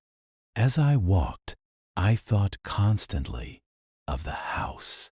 I had still in me the memory of Oku-san as she had been a little while before, and then there was the image I formed of what would happen after the young lady returned home. In short, it was as though I was being made to walk by those two things alone. And besides, from time to time there in the middle of the street, I would stop short without realizing it. Then I would think that about this time, Oku-san must already be speaking to the young lady of that matter. At other moments, I thought the matter must already have been finished. At last I crossed Mansaibashi, went up the slope by Myojin, came on to the Hongo Plateau, then went down Kikuzaka, and finally descended into the Koshikawa Valley. The distance I walked, stretching across those three wards, might well be said to have traced out an uneven circle. And yet, throughout that long walk, I scarcely thought of Kay at all. Even now, looking back on myself at that time, I cannot understand why, however much I ask, I can only find it strange. One might say that my heart was so utterly strained in one direction that it was able, for that long, to forget Kay. But my conscience should never have allowed such a thing. My conscience toward Kay revived at the moment when I opened the lattice at the house and, while passing from the entrance toward the sitting rooms, was just about to go through his room. As usual, there he was, as always, seated at his desk, reading. As always, he lifted his eyes from the book and looked at me. But unlike always, he did not ask, "So, have you just come back? Did you go to a doctor or something?" At that instant, I felt a desire to throw myself down before him and beg forgiveness. And the impulse that seized me then was by no means a weak one. If Kay and I had been standing alone together, say in the middle of some wilderness, I believe I would surely have obeyed the command of conscience and apologized to him then and there. But there were people in the inner rooms. My natural impulse was arrested on the spot, and, tragically enough, it never revived again. At supper, Kay and I faced one another again. Kay, knowing nothing, was merely downcast and did not turn on me the least suspicious look. Oku-san, knowing nothing, seemed happier than usual. I alone knew everything. I ate a meal as heavy as lead. At that time, the young lady did not come and sit at table with the rest of us, as she usually did when Oku-san called to her. She only answered, "From the next room." At once, Kay listened, looking puzzled. At last he asked Oku-san what was the matter. Oku-san said that the young lady was probably embarrassed and glanced slightly at my face. Still looking puzzled, Kay pressed further, asking why she should be embarrassed. Oku-san smiled and looked again at my face. From the expression on Oku-san's face, from the very beginning of the meal, I had already guessed the general course that things had taken. But I could not bear the thought that, in order to explain it to Kay, she might tell him everything before my very eyes. And since Oku-san was exactly the sort of woman who might quite calmly do just that, I was in a cold sweat. Fortunately, Kay relapsed into his former silence. Oku-san, too, though she was in rather better spirits than usual, did not in the end carry the matter so far as the point I feared.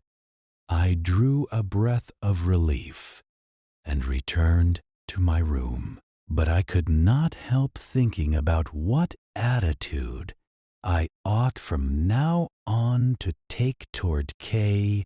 I tried to construct various justifications within my own breast, but none of them would suffice if I had to face Kay directly with them. Coward that I was, I ended by coming to hate the very thought of explaining myself to Kay at all. Chapter 47. I passed 2 or 3 days in that state. Needless to say, during those 2 or 3 days, the unceasing anxiety I felt toward Kay lay heavily upon my breast. Even apart from that, I felt that somehow I must do something, or I could not answer to him. And besides, the tone of Oku-san and the manner of the young lady kept pricking me, as though constantly goading me, so that my suffering grew all the sharper. Oku-san, with her somewhat manly nature, might at any moment blurt out my affair before Kay at the supper table, nor could it be asserted with certainty that the young lady's behavior toward me, which since then seemed especially conspicuous, would not become a seed of suspicion to cloud Kay's heart. I found myself in a position where somehow I had to let Kay know of the new relation that had been established between this family and me. But since I myself knew that I had an ethical weakness, that task too seemed to me almost impossibly difficult. So, with no help for it, I considered asking Oku-san to tell Kay of it formally in my place. Naturally, I meant when I was not there. But if she told him the truth, just as it was, then however much there might be a difference between the direct and the indirect, the shame would remain the same. And if I were to ask her to tell some fabricated story, she would certainly demand to know the reason. If, on the other hand, I laid bare the whole situation to Oku-san and begged her help, then I would have to expose, willingly and openly, my own weakness before my beloved and her mother. To one as earnest as I, that could only seem to concern my future credit. To lose the trust of the woman I loved, even before marriage, even by a hair's breadth, seemed to me an unhappiness I could not endure. In short, I was either a fool who intended to walk the path of honesty and yet slipped, or else a cunning man, and for the moment, the only ones aware of it were heaven and my own heart. Yet now, if I was to recover myself and step forward one more pace, I had fallen into the desperate situation where those around me absolutely had to know that I had slipped. I wanted, to the very end, to conceal my fall. At the same time, I could not help having to move forward. Caught between these two, I once again stood rooted to the spot. 5 or 6 days later, Oku-san suddenly asked me whether I had spoken to Kei about that matter. I answered that I had not yet spoken. Then Oku-san rebuked me, asking why I had not before that question. I stiffened.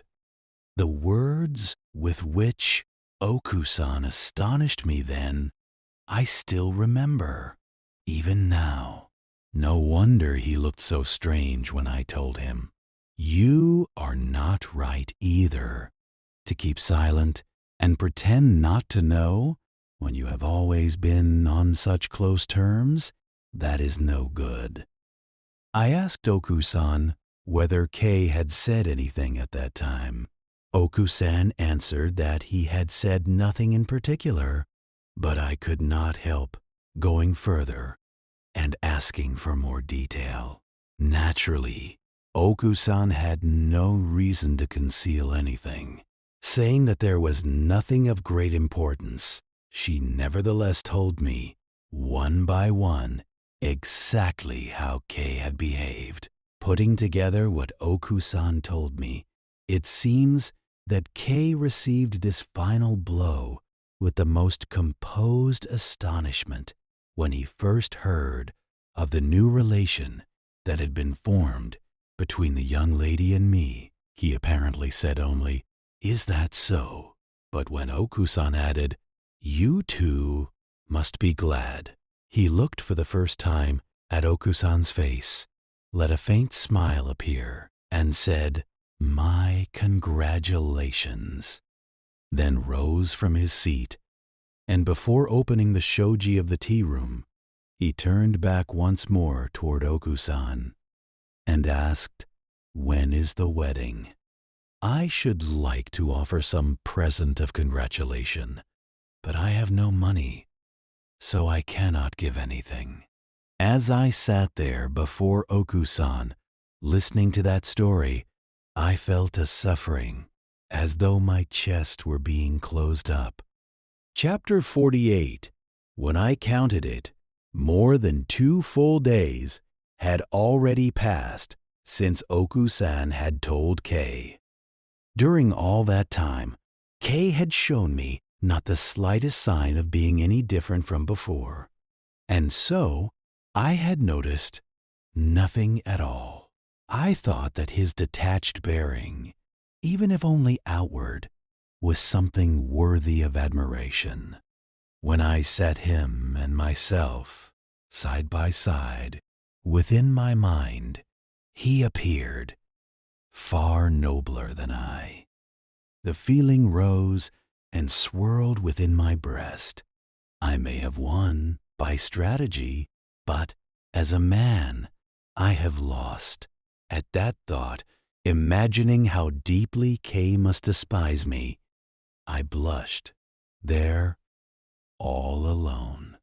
And yet, to go before Kay now and have myself put to shame was a great agony to my pride.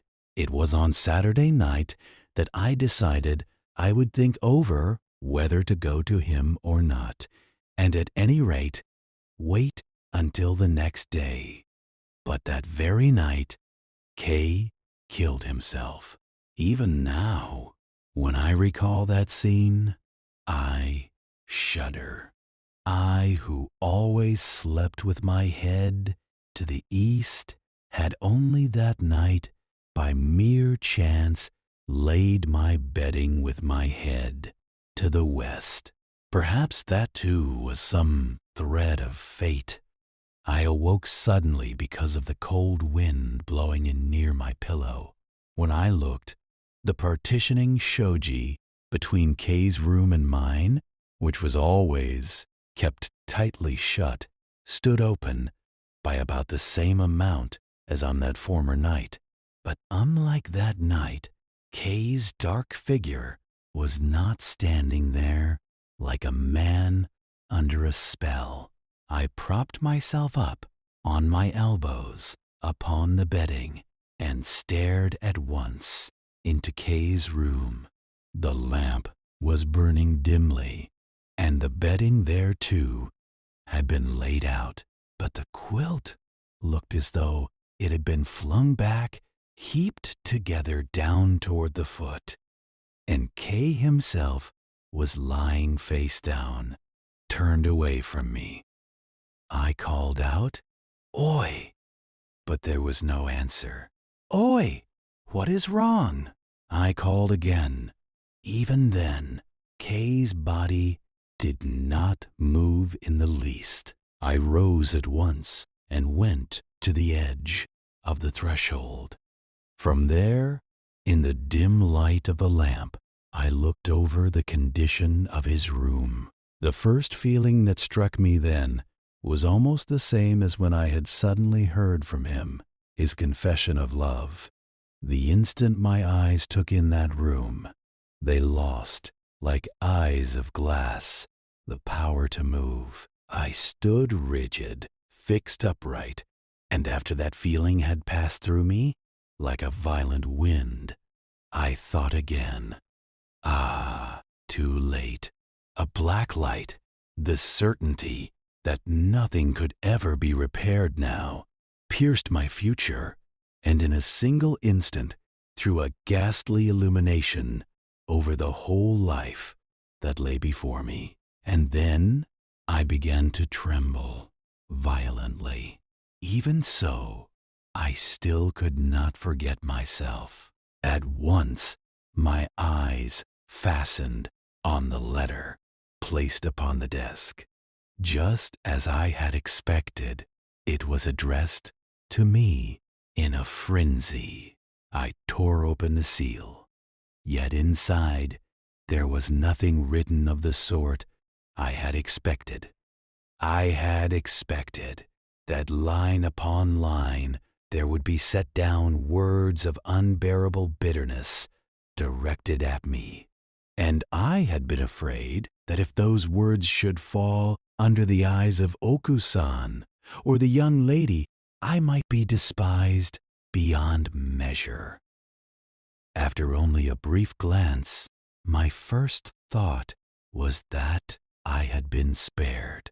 Of course, I had been spared only in the eyes of the world. Yet in this case, that worldly appearance seemed to me a matter of the gravest importance. The contents of the letter were simple, and rather they were abstract. It said only that he was weak in will and feeble in action, that there was no hope at all for the road before him, and so he would kill himself. Then, after that, there followed a few very plain words, thanking me for all the care I had given him until now. There was also a line asking that, since I had cared for him in life, I would now see to the handling of things after his death. There was a sentence as well, asking me to apologize properly to Oku-san, for he was sorry to have troubled her. There was also a request that I myself inform his family in the country. All the necessary matters were each written down in a few brief words, and yet nowhere, not in any place, was the young lady's name to be seen. When I finished reading, I at once realized that Kay had deliberately avoided it. But what I felt most painfully of all was a line that seemed to have been added at the very end with the remainder of the ink. Why was it that I went on living until now when I ought to have died much sooner? With trembling hands, I rolled the letter back up and put it once more inside the envelope. Then, deliberately, I placed it again upon the desk, exactly as it had been before, so that it would catch everyone's eye. And only then, when I turned around, did I first see the blood that had splashed across the sliding door. Chapter 49. I suddenly put both my hands beneath Kay's head and lifted it a little, as though to cradle it. I wanted to see his dead face with my own eyes, but when, with him lying face down, I looked up at his face from below like that, I at once let my hands go. It was not only that I shuddered. His head felt terribly heavy. For a while, from above, I stared at the cold ear I had just touched and at the thick hair, cropped close as always, no different from before. I could not feel the least desire to weep. I was only afraid, and that fear was not merely the simple fear that rises when the scene before one's eyes strikes the senses. I felt deeply the terror of the fate suggested to me by this friend, now suddenly cold. Without any clear judgment, I returned again to my own room. Then I began to walk round and round inside the 8-mat room. My mind commanded me to keep moving like that for the time being, even if it meant nothing. I thought I must do something. At the same time, I thought there was nothing that could be done anymore.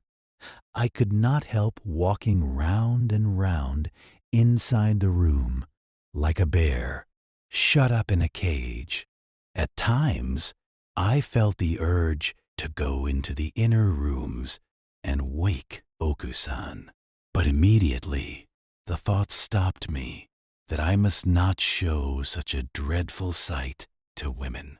Whatever about Oku-san, there rose in me a strong resolve that I could never, under any circumstances, frighten the young lady. Then again, I began to circle round and round. During that time, I lit the lamp in my room, and now and then I looked at the clock. Never had a clock seemed so unbearably slow. I do not know exactly what time I awoke, but of this much there is no doubt it was not long before dawn. As I paced in circles, aching for daybreak, I was tormented by the thought that perhaps this dark night would continue forever. We were accustomed to rising before 7. Classes often began at 8, and otherwise we would not arrive in time. For that reason, the maid too was to rise around 6. But that day, when I went to wake the maid, it was still before 6. Then Oku-san called out that today was Sunday. She had awakened at the sound of my footsteps. I said to Oku-san that if she was already awake, would she come for a moment to my room? Over her nightclothes, she threw on an everyday howdy and came after me. The instant we entered my room, I slid shut at once the partitioning shoji that had until then been standing open. Then, in a low voice, I told her that something terrible had happened. "What is it?" Oku-san asked, pointing with my chin toward the next room. I said, "Please do not be startled." Oku-san's face turned pale. "Oku-san, Kei has killed himself," I said again. She stood rooted there, looking at my face in silence. Then suddenly I fell before Oku-san, placing my hands on the floor and bowing my head. "I am sorry. It was my fault. I have done something for which I cannot be forgiven by you or by your daughter," I said in apology.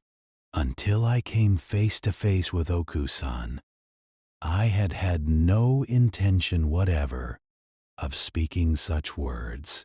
But the moment I saw her face, I spoke them without knowing myself that I would. Think of it this way. Unable to apologize to Kei, I found I could not help apologizing instead to Oku-san and to the young lady. In other words, my natural self stole ahead of the self I usually was, and in a kind of daze, opened the mouth of confession. It was fortunate for me that Oku-san did not interpret my words in so deep a sense. With her face still pale, she said, as though to comfort me, "If it was an unforeseen disaster, then it cannot be helped." Yet upon that face, astonishment and terror had seized the muscles so rigidly that they seemed to have been carved there in place. Chapter 50. I felt sorry for Oku-san, and yet I rose once more and opened the paper sliding door. I had only just shut. By then, it seemed that the oil in Kei's lamp had run out, for the room was now almost completely dark. I turned back, holding my own lamp in my hand, and stood in the doorway, looking back at Oku-san. Oku-san, as though hiding behind me, peered into the format room. But she did not try to enter. Instead, she told me to leave it as it was and open the storm shutters. From that point on, Oku-san's conduct, true to the widow of a military man, was strikingly efficient. I went to the doctor. I also went to the police. But in every case, I went because Oku-san told me to. Until all such formalities had been completed, Oku-san would not allow anyone to enter Kei's room. Kei had cut his carotid artery with a small knife and died in a single stroke. There were no other wounds worth mentioning. I understood then that the blood I had seen spouting across the paper door in the dim, dreamlike light had burst all at once from his neck. Later, in the clear light of day, I looked again at those traces and I was astonished by the violence of human blood. Oku-san and I, using all the skill and ingenuity we could, cleaned Kei's room. Fortunately, most of his blood had been absorbed into his bedding, so the tatami itself was not so badly stained, and the work of putting things right was still manageable. The two of us brought his body into my room and laid him out as though he were sleeping, just as usual. After that, I went out to send a telegram to his family in the country. When I returned, incense had already been set burning at Kei's pillow. The moment I entered the room, the smell of Buddhist incense struck my nose, and through that smoke I saw the two women sitting there. This was the first time, since the night before, that I had looked at the young lady's face. She was weeping. Oku-san, too, had red eyes. Until then, from the moment the event occurred, I had forgotten how to weep. Only then was I finally able to be led into the feeling of sorrow. I do not know how greatly my breast was eased by that sorrow. What gave a single drop of moisture to my heart, which had been gripped tight by pain and terror, was the sorrow I felt then. I sat silently beside the two of them. Oku-san told me that I too should offer incense. I offered incense, then sat down again in silence. The young lady said nothing to me. Now and then she exchanged a word or two with Oku-san, but only concerning the immediate necessities of the moment. She had not yet reached the point where she could speak of Kei as he had been in life. Even so, inwardly I thought it was still better that I had not had to show her the ghastly sight of the night before. I was afraid that if one showed something terrible to someone young and beautiful, that beauty itself, so precious, might be destroyed by it. Even when my own terror had reached to the ends of my very hair, I still could not act as though that thought did not matter. To me, there was contained in it a kind of disgust, as though one were whipping a beautiful flower for no reason at all. When Kei's father and elder brother came from the country, I gave them my own opinion about where Kei's ashes should be buried. During his lifetime, Kei and I had often walked together in the neighborhood of Zoshigaya. Kei had liked that place very much, and so I remembered that once, half in jest, I had promised him that if he liked it so much, then when he died, I would bury him there. Even then, I thought to myself what merit there could possibly be in burying Kei in Zoshigaya according to that promise. And yet, so long as I myself remained alive, I wanted to kneel before Kei's grave month after month and there renew my confession. Perhaps, too, there was some sense of duty, since for Kei, whom I had never really cared for while he lived, I had now taken charge of everything in the end. At any rate, both Kei's father and his elder brother agreed to what I said. Chapter 51. On the way back from Kei's funeral, one of his friends asked me why Kei had killed himself. From the time the incident occurred, I had already been tormented again and again by that question. Oku-san, the young lady, Kei's father and brother, who had come from the country, the acquaintances to whom notices were sent, even newspapermen who had no connection with him whatever.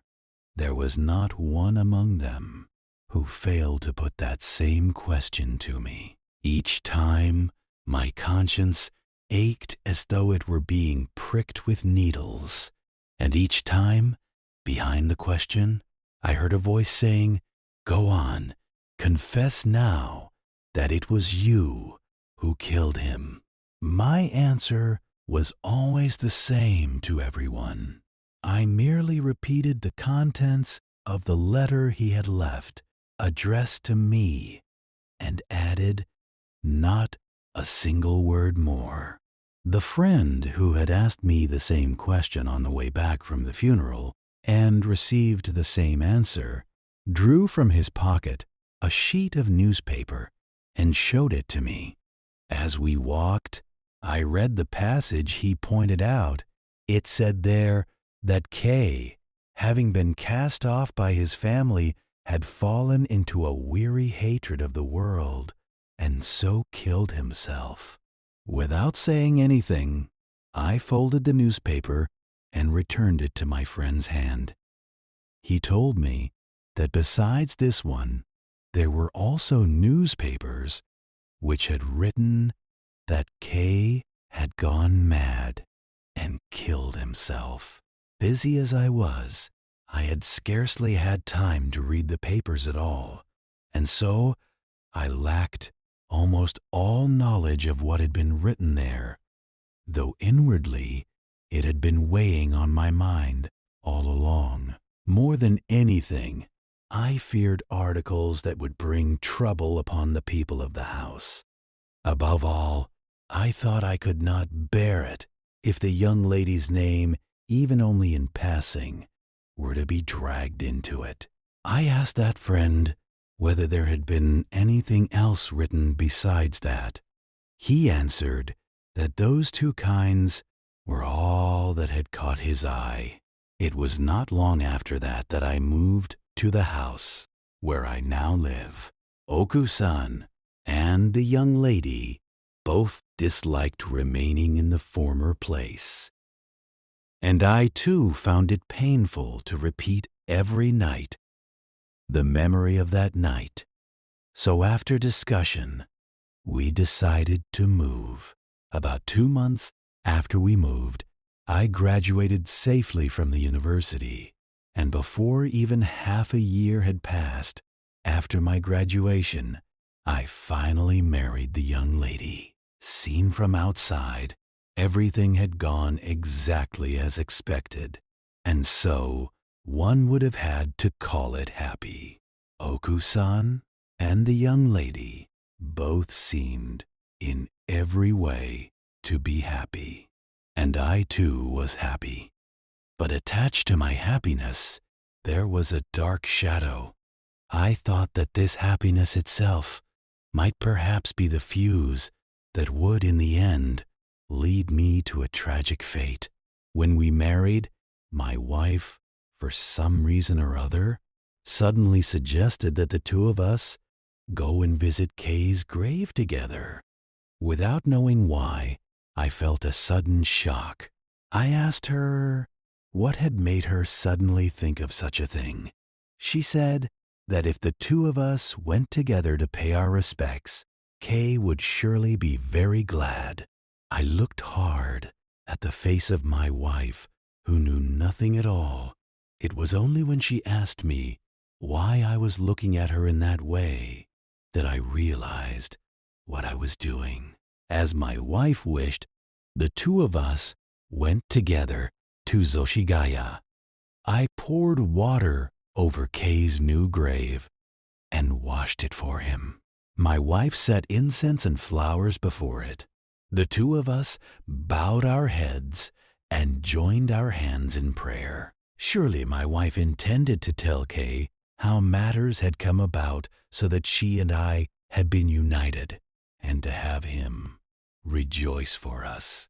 As for me, inside myself, I only repeated again and again that I had been at fault. At that time, my wife stroked Kay's grave and said it was a fine one. The grave itself was not anything grand, but because I had gone to the stonemason myself and chosen it, my wife must have wished especially to praise it. As I compared in my mind that new grave, my new wife, and Kay's new white bones buried beneath the earth, I could not help feeling the cold mockery of fate. From that time on, I resolved never again to visit Kay's grave together with my wife. Chapter 52. This feeling of mine toward my dead friend continued without end. In truth, I had feared it from the very beginning. Even the marriage that had been my long-cherished hope might perhaps be said to have been celebrated amid uncertainty. Yet since I was a man, unable even to see what lay before me in my own life, I also thought that perhaps, just perhaps, this might become the beginning through which my heart would turn completely and enter into a new life. But when, in the end, I came face to face with my wife morning and evening as her husband, my fragile hope was pitilessly shattered by harsh reality. While sitting face to face with my wife, I would suddenly be threatened by Kay. That is to say, my wife stood between us, binding Kay and me together so completely that we could never be separated. Finding no fault whatever in my wife, it was only in this one point that I wished to keep her at a distance. And of course, such things are at once reflected in a woman's heart. Reflected, yet the reason remains unknown to her. At times my wife would press me with questions. Why are you thinking so much? There must be something displeasing you. When I could laugh it away, that was enough. But at times, my wife's irritability would also rise, and then at last I would have to hear reproaches such as, "You dislike me, do you not? There must be something you are hiding from me." Each time I suffered. Many times I tried to gather my courage and tell my wife everything exactly as it was. But when the moment came, some power other than myself would suddenly arise and hold me down. Since you are one who can understand me, I think there is perhaps no need for explanation. Yet because it is part of the tale, I will speak of it. At that time, I had not the slightest wish to adorn myself before my wife. If only, with the same good heart I had once turned toward my dead friend, I had laid out words of confession before my wife, then surely she would have shed tears of joy and forgiven my due. That being so, there could have been no calculation of gain or loss in the fact that I did not do it. I remained silent only because I could not bear to mark a single dark point upon my wife's memory. Please understand it this way: to splash even a single drop of ink without mercy upon something pure white was for me a terrible pain. My heart, which could not forget Kay even after a year had passed, was always filled with uneasiness. In order to drive away that uneasiness, I tried to drown myself in books. I began to study with violent intensity, and I waited for the day to come when the fruits of it might be made public before the world. Yet to force oneself to create a purpose, and then to wait for the day when that purpose may be attained, is falsehood, and therefore miserable. Before long, I could no longer bury my heart within books. Once again, I found myself folding my arms and gazing at the world. My wife seemed to think that this was because, since there was no need to worry about daily life, my spirit had grown lax, and it was not unnatural for her to think so. In her household, too, there was enough property for 2 women, mother and daughter, to remain seated at home and somehow continue living. And as for me, I stood in a situation where I could perfectly well go without seeking any profession. No doubt, there was in me as well something of that softness, something of having been indulged. Yet the chief cause of my becoming unable to move was not there at all. At the time when my uncle deceived me, I had certainly come to feel deeply that others could not be relied upon. And yet, precisely because I judged others harshly, I still felt that I myself remained trustworthy. However the world might be, somewhere within me, there still lived the conviction that this self of mine was a worthy human being. That conviction was magnificently destroyed by K.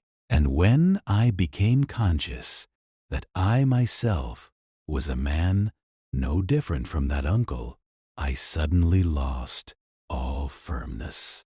Having grown disgusted with others, I grew disgusted with myself as well, and could no longer move. Chapter 53. Since I could not bury myself alive inside books, there was also a period when I tried to soak my soul in liquor and forget myself. I will not say that I loved drink, but I was of a constitution that could drink, so I tried, relying only on quantity, to crush down my heart. This shallow device, before long, made me still more weary of the world. At the height of drunkenness, I would suddenly become aware of my own position. I would realize that I was a fool, deliberately playing such tricks and deceiving myself. Then, with a shudder, both my eyes and my heart would wake clear again. At times, no matter how much I drank, I could not even enter that false disguise, and would only sink more and more. Besides, after one has bought a moment's pleasure by artifice, there is always afterward a melancholy reaction, and I had always to show that to my wife and to her mother, the 2 people I loved most of all. Yet they naturally interpreted me from the standpoint natural to themselves. My wife's mother seems at times to have said awkward things to my wife.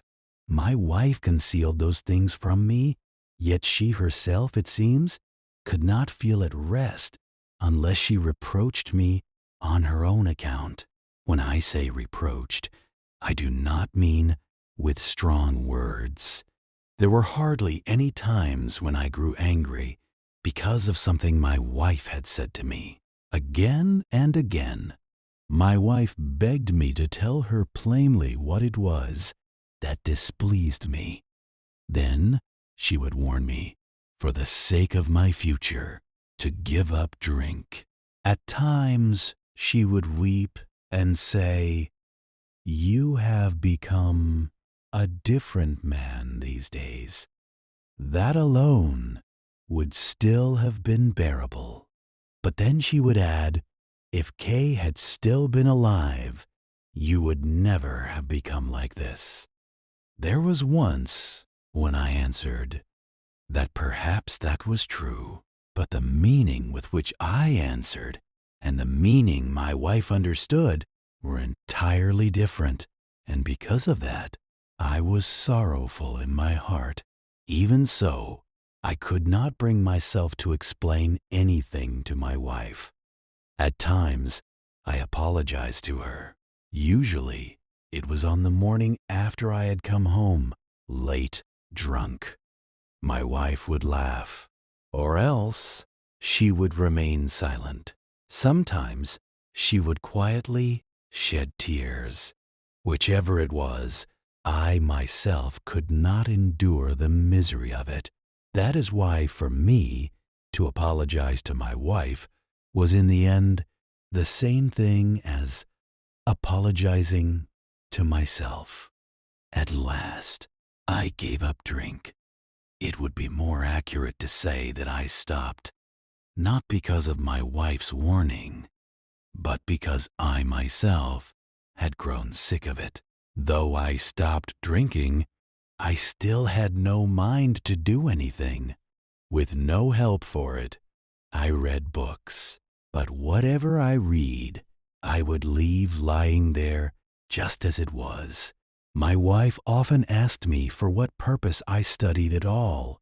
I only smiled bitterly, but deep in my heart, when I thought that even the one person in the world whom I trusted and loved most did not understand me, I was sad.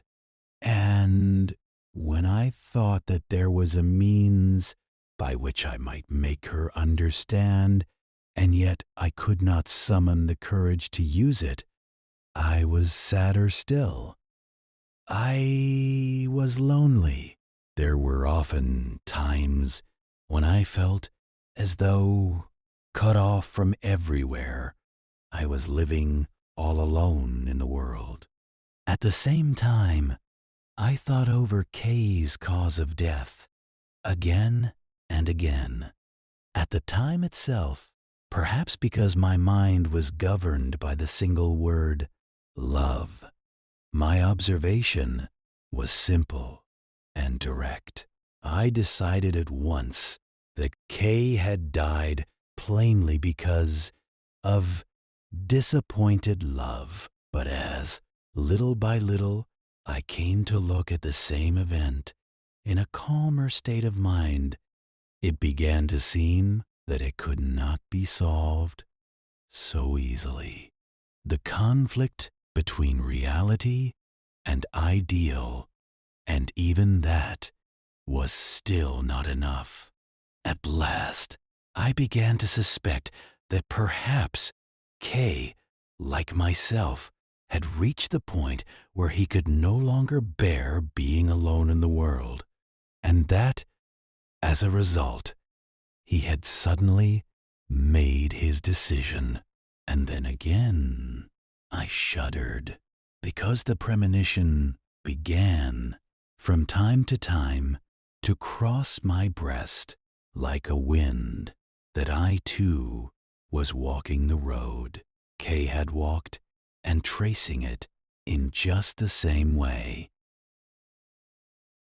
Chapter 54. Before long, my wife's mother fell ill. When she was shown to a doctor, the diagnosis was that she could not possibly recover. I nursed her with all the devotion I could command. This was for the sake of the sick woman herself, and also for the sake of the wife I loved. But in a larger sense, it was, at last, for the sake of mankind. Even before that, I must surely have longed desperately to do something. Yet because there was nothing I could do, I had been forced to stand helpless with my hands folded in my sleeves. This was the first time that I, cut off from the world, reached out with my own hands and gained the awareness that I had done, however little, something good. I was governed then by a certain feeling that can only be called atonement. Her mother died. Then my wife and I were left entirely alone, just the two of us. My wife said to me that from now on there remained in this world only one person on whom she could rely. I, who could not rely even on myself, looked at her face and felt tears rise unbidden to my eyes, and I thought her an unhappy woman. I even said aloud that she was an unhappy woman. She asked me why. She could not understand what I meant, and I could not explain it to her. She wept. She resented me saying that because I always watched her with a twisted way of thinking. I had come to say such things as that. After her mother died, I treated my wife as kindly as I could. It was not only because I loved her herself. My kindness, it seemed, had behind it a broader background, something beyond the individual alone. In much the same sense as when I nursed my wife's mother, my heart seemed to move. My wife appeared satisfied, and yet within that satisfaction there seemed somewhere to be contained a vague and thin deficiency, arising from the fact that she could not understand me. Still, even if my wife had been able to understand me, there was no reason to think that this insufficiency would have lessened. If anything, it might only have grown, for it seems to me that women, more than men, take greater delight not in a love that comes from the broad standpoint of humanity, but in kindness that is focused upon themselves alone, even if it strays a little from duty. Once my wife said, "Can a man's heart and a woman's heart never truly become one?" I answered only, "They could perhaps when they are young," and left it at that vague reply. My wife seemed to be looking back over her own past. Then at last she let out a faint sigh. From about that time, terrible shadows would at times flash before my breast. At first, they came upon me by chance. From outside, I was startled. I shuddered. But after a while, my heart itself began to respond to those dreadful flashes. At last, even when they no longer came from outside, they began to seem as if they were things that had lain hidden in the bottom of my own breast from the moment I was born. Each time I fell into such a state, I wondered whether something had gone wrong with my mind, yet I had no wish to have myself examined, whether by a doctor or by anyone else. I only felt deeply the thing called human sin. It is that feeling which makes me go every month to Kay's grave. It is that feeling which made me nurse my wife's mother, and it is that feeling which commands me to be gentle to my wife. Because of that feeling, there were even times when I thought I would gladly be whipped by some stranger on the roadside. As I passed, little by little, through such stages, I came to think that rather than being whipped by another, I ought instead to whip myself. Then, more than whipping myself, there arose in me the thought that I ought to kill myself. Since there was no help for it, I resolved to live on as though I were already dead. How many years has it been from the time I made that resolution until today? My wife and I have gone on living as close as ever. My wife and I have by no means been unhappy. We were happy. And yet, that one point which I carry within me, that single point, which for me is no slight thing, seems always to have appeared to my wife as a darkness. Whenever I think of that, I feel profoundly sorry for her. Chapter 55. The heart with which I had resolved to live on, as though I were already dead, would at times spring upward under the stimuli of the outer world. But the very moment I conceived the wish to break out in some direction or other, a terrible force would rise from somewhere, clench my heart hard, and make it impossible for me to move, even in the least, and that force would seem to press me down with the words, "You are a man who has no right to do anything." Then, at that single sentence, I would at once wither and collapse. After a while, when I tried to rise again, I would be gripped again. Grinding my teeth, I would cry out, "Why do you hinder another man?" And the mysterious force would laugh in a cold voice. "You know well enough yourself," it would say. Then again, I would sink down. Please understand that beneath the outward monotony of the life I led, with no upheavals and no visible turns, there was always this painful war within me. Before my wife, seeing me, felt her impatience, I myself had already endured layers upon layers, more impatience than she could ever know.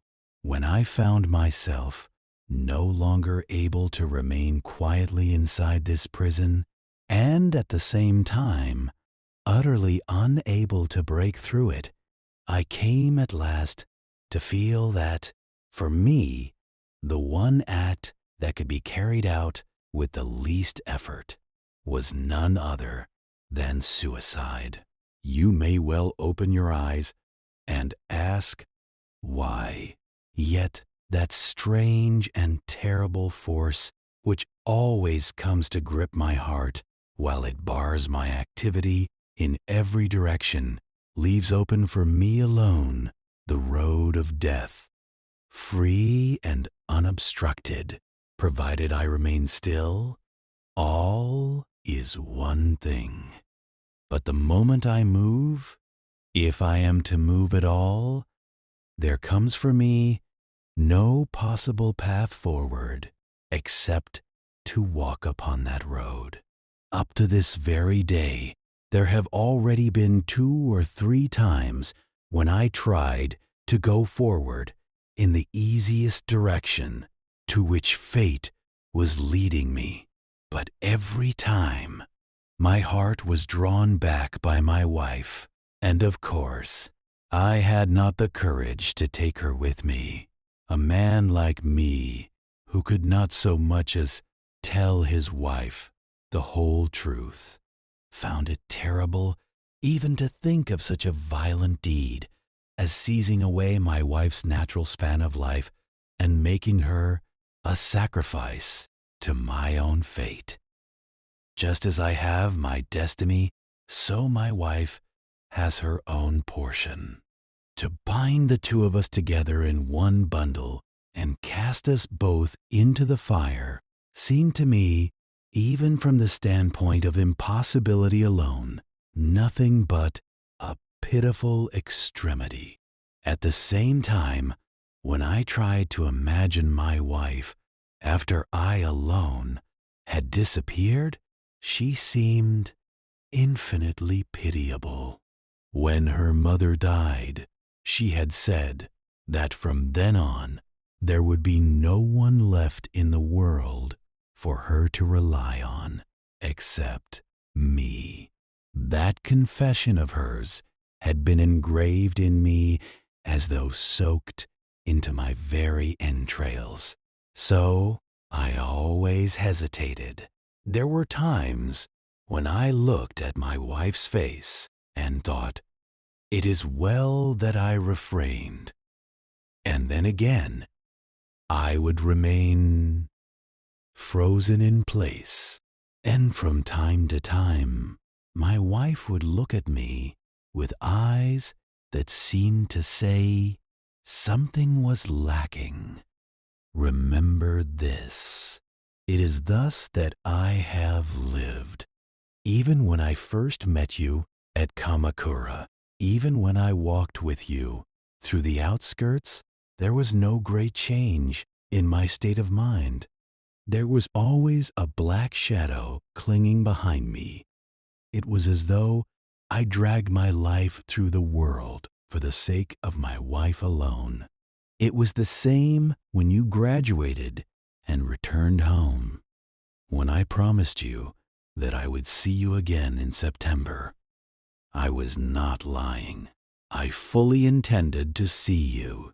After autumn passed and winter came, and even after that winter ended, I still meant, without fail, to see you.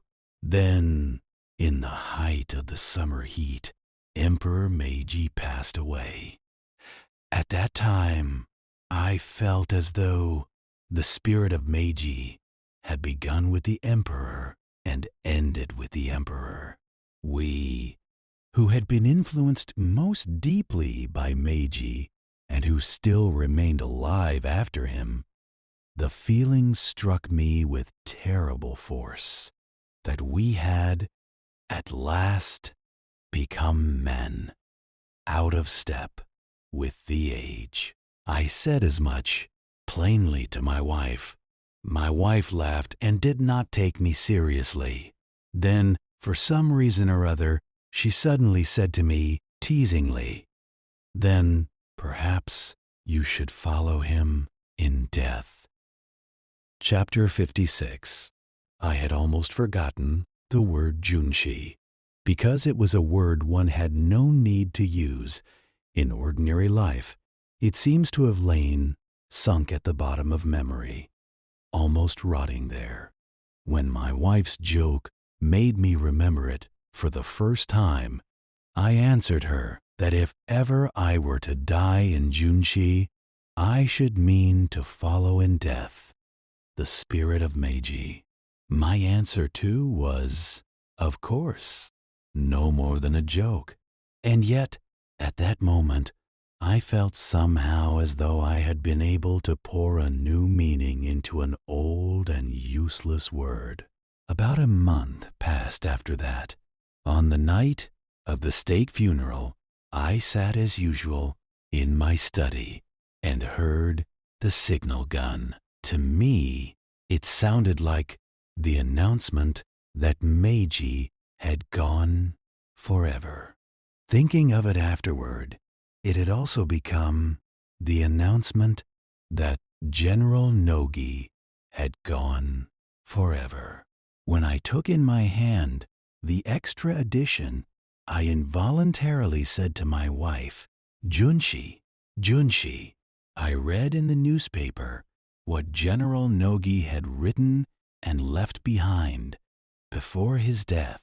When I saw the words, that meant that ever since the Satsuma Rebellion, when his banner had been taken by the enemy, he had thought of dying to atone for it, and yet had gone on living until this very day.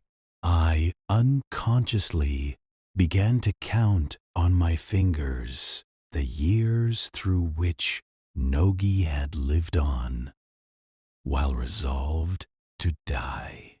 The Satsuma Rebellion was in the 10th year of Meiji. So from there until the 45th year of Meiji, there lies a span of 35 years. It seems that, for those 35 years, Nogi had gone on thinking, I must die, and had only waited for the chance to die. Then I wondered which was more painful for such a man, the 35 years during which he went on living, or the single instant in which he drove the sword into his belly. 2 or 3 days later, I finally resolved to kill myself. Just as I cannot fully understand the reason why Nogi died, you too may perhaps be unable to take in clearly the reason why I am going to kill myself. If that is so, it cannot be helped. It is only the difference between men that comes from the changing of the age. Or perhaps it would be more accurate to call it the difference in the character with which each individual is born. I believe that in the narrative I have written so far, I have exhausted myself as far as I could in trying to make this incomprehensible self of mine understandable to you. I am leaving my wife behind.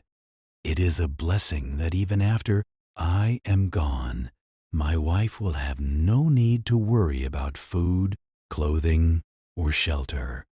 I do not wish to give my wife a cruel terror. I mean to die without showing her the color of blood. I shall disappear quietly from this world without her knowing.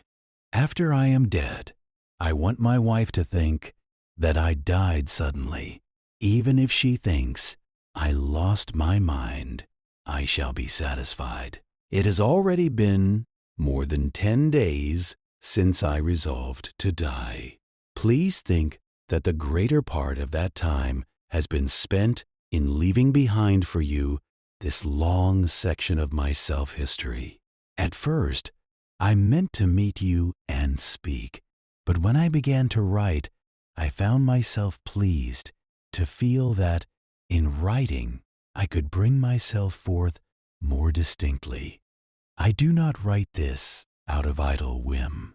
The past that gave birth to the man I am is one part of human experience, and since no one but myself can tell it, I think my effort to leave it behind without falsehood may not be in vain, either for you or for others, in coming to know mankind.